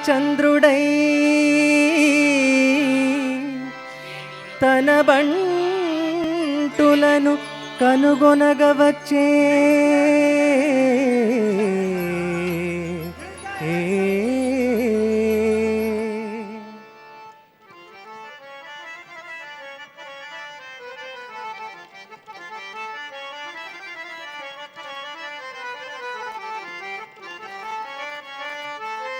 మనిషిని మాధవుని జయ మహిళే స్వర్గముగా మార్చ మాధవుడే అవతరించి సత్య సాయి భగవాను ఎంత ప్రేమయో స్వామికి ఎంత ప్రేమయో సత్య సాయి భగవానునికి ఎంత ప్రేమయో మనిషిని మాధవుని జయ మహిళే స్వర్గముగా మార్చ మాధవుడే అవతరించి సత్య సాయి భగవాను ఎంత ప్రేమయో స్వామికి ఎంత ప్రేమయో సత్య సాయి భగవానునికి ఎంత ప్రేమయో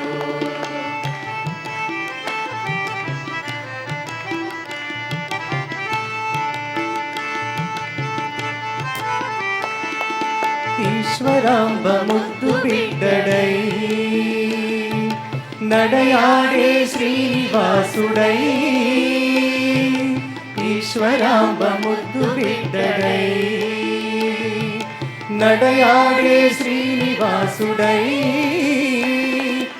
ఈశ్వరుడే అవతరించే పవిత్ర భారతాన ఎంత పుణ్యమో మనదెంత పుణ్యమో సత్య సాయి దర్శింప జన్మధన్యమో మనిషిని మాధవుని జేయ మహినే స్వర్గముగా మార్చ మాధవుడే అవతరించే సత్య సాయి భగవానుని ఎంత ప్రేమయో స్వామికి ఎంత ప్రేమయో సత్య సాయి భగవానుని ఎంత ప్రేమయో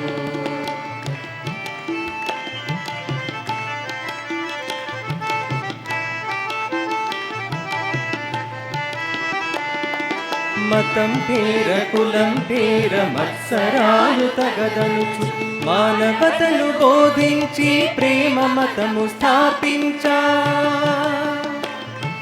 మతం పేర కులం పేర మత్సరాలు తగదనుచు మానవతను బోధించి ప్రేమ మతము స్థాపించ సంభవామి యుగే యుగే అని చాటిన రీతిగా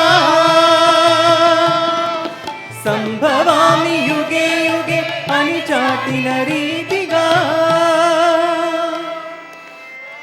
అవతరించెను ఆర్తజనుల ఆదుకొనగా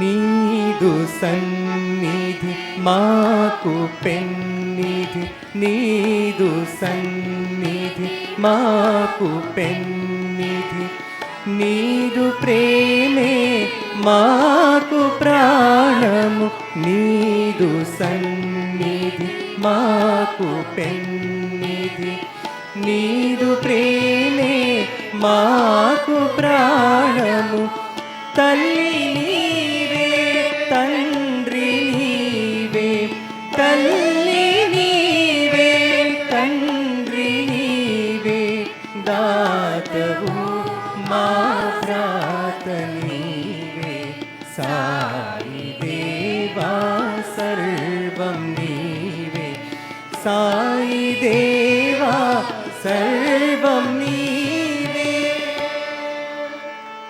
మనిషిని మాధవుని జయ మహిళే స్వర్గముగా మార్చ మాధవుడే అవతరించే సత్య సాయి భగవాను ఎంత ప్రేమయో స్వామికి ఎంత ప్రేమయో సత్య సాయి భగవానునికి ఎంత ప్రేమయో స్వామికి ఎంత ప్రేమయో సత్య సాయి భగవానునికి ఎంత ప్రేమయో సాయి బాబా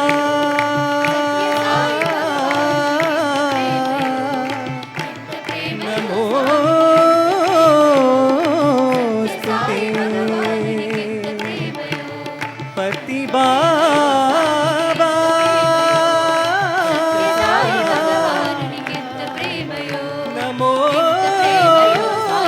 నమోస్తుతే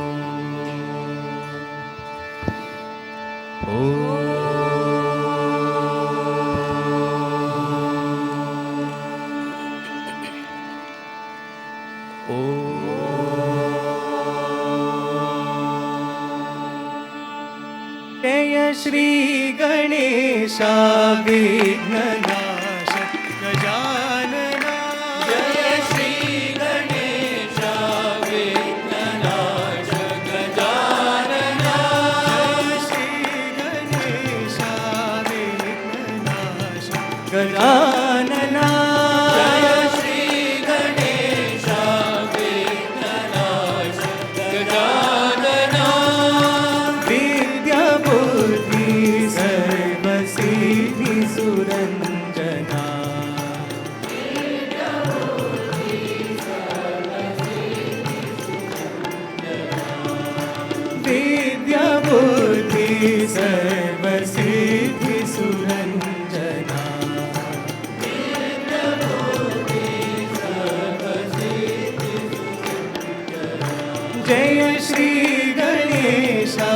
विघ्ननाश गजानना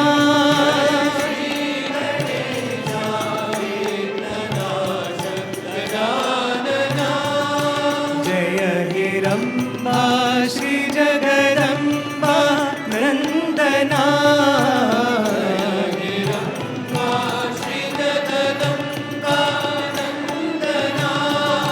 जय हिरम्बा श्री जगदम्बा नन्दना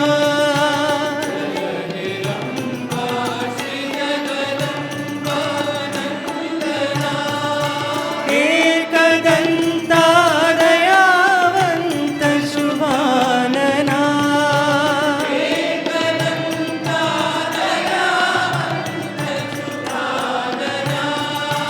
एकदन्ता दयावन्त शुभानना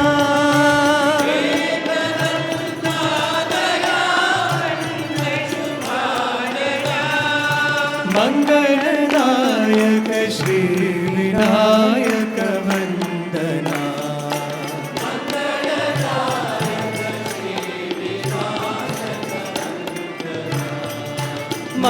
मङ्गलदायक श्री विनायक वन्दना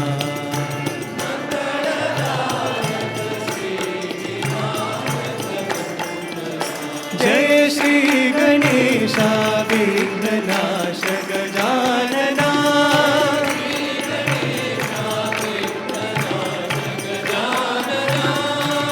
विद्याबुद्धि सर्वसिद्धि सुरञ्जना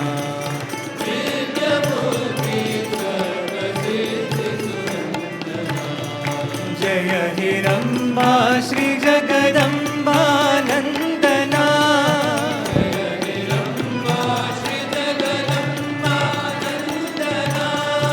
एकदन्ता दयावन्त शुभानना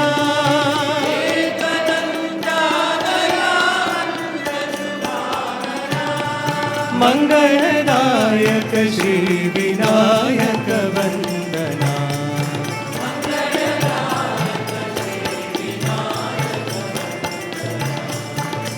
मङ्गलदायक श्री विनायक वन्दना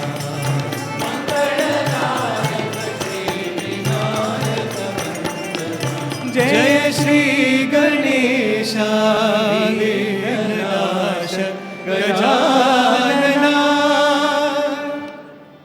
जय गुरु साई राम जय गुरु साई राम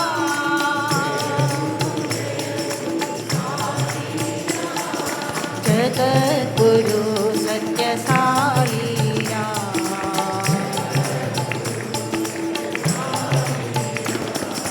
जगद्गुरु सत्य साई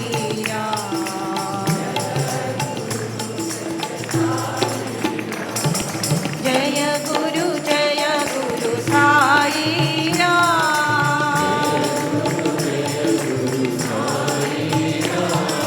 ब्रह्म विष्णु शिव साई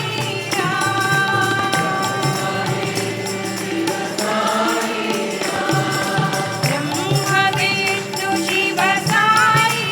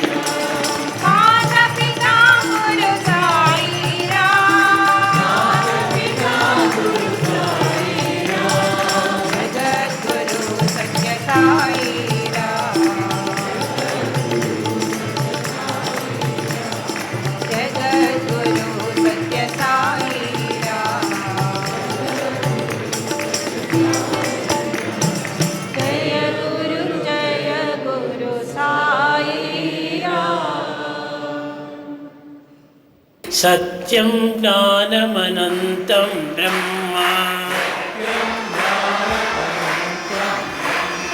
सत्यं ज्ञानमनन्तं ब्रह्म सत्यं ज्ञानम् अनन्तं ब्रह्म सत्यं ज्ञानम् अनन्तं ब्रह्म सत्यं ज्ञानमनन्तं ब्रह्म सत्यं ब्रह्म ज्ञानं ब्रह्म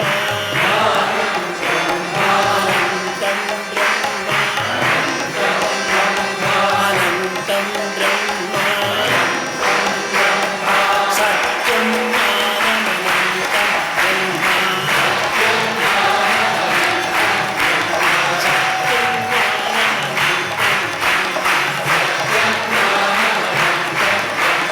सत्यं ज्ञानम् अनन्तं ब्रह्म सत्यं ज्ञानम् अनन्तं ब्रह्म सत्यं ज्ञानमनन्तं ब्रह्म सत्यं ब्रह्म ज्ञानं ब्रह्म अनन्तं सत्यं ज्ञानमनन्तं ब्रह्म ओम जय जगदीश हरे स्वामी सत्य साई हरे भक्त जन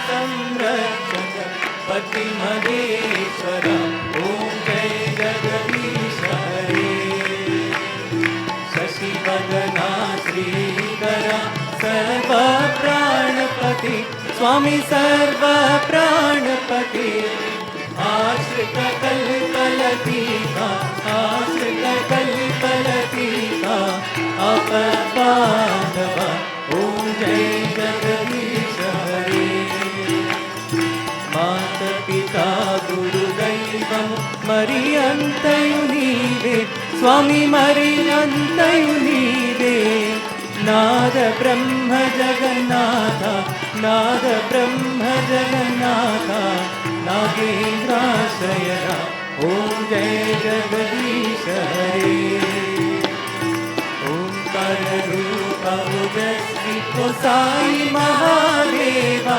सत्य साई महादेवा मंगल हारति अंदुको मंगल हारति अंदुको मंदर गिरिधारी ओम जय जगदीश हरे नारायण नारायण ओम सत्य नारायण नारायण नारायण ओम नारायण नारायण ओम सत्य नारायण नारायण ओम सत्य नारायण नारायण ओम जय सद्गुरुदेवा नारायण नारायण ओम सत्य नारायण नारायण नारायण ओम नारायण नारायण ओम सत्य नारायण नारायण ओम सत्य नारायण नारायण ओम जय सद्गुरुदेवा नारायण नारायण ओम सत्य नारायण नारायण नारायण ओम नारायण नारायण ओम सत्य नारायण नारायण ओम सत्य नारायण नारायण ओम जय सद्गुरुदेवा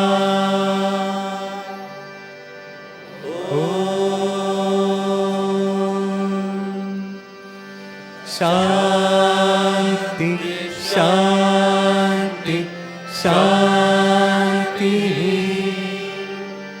समस्त लोका सुखिनो भवन्तु समस्त लोका सुखिनो भवन्तु समस्तलोका सुखिनो भवन्तु।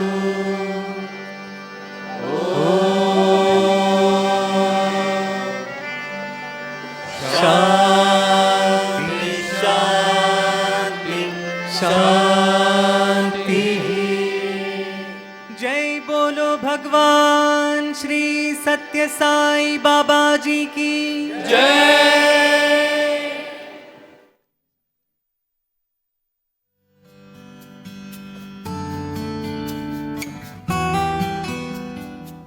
Till now, you were listening to the live proceedings from Sai Kulwant Hall, Prasanthi Nilayam. We now take you back to our regular program schedule.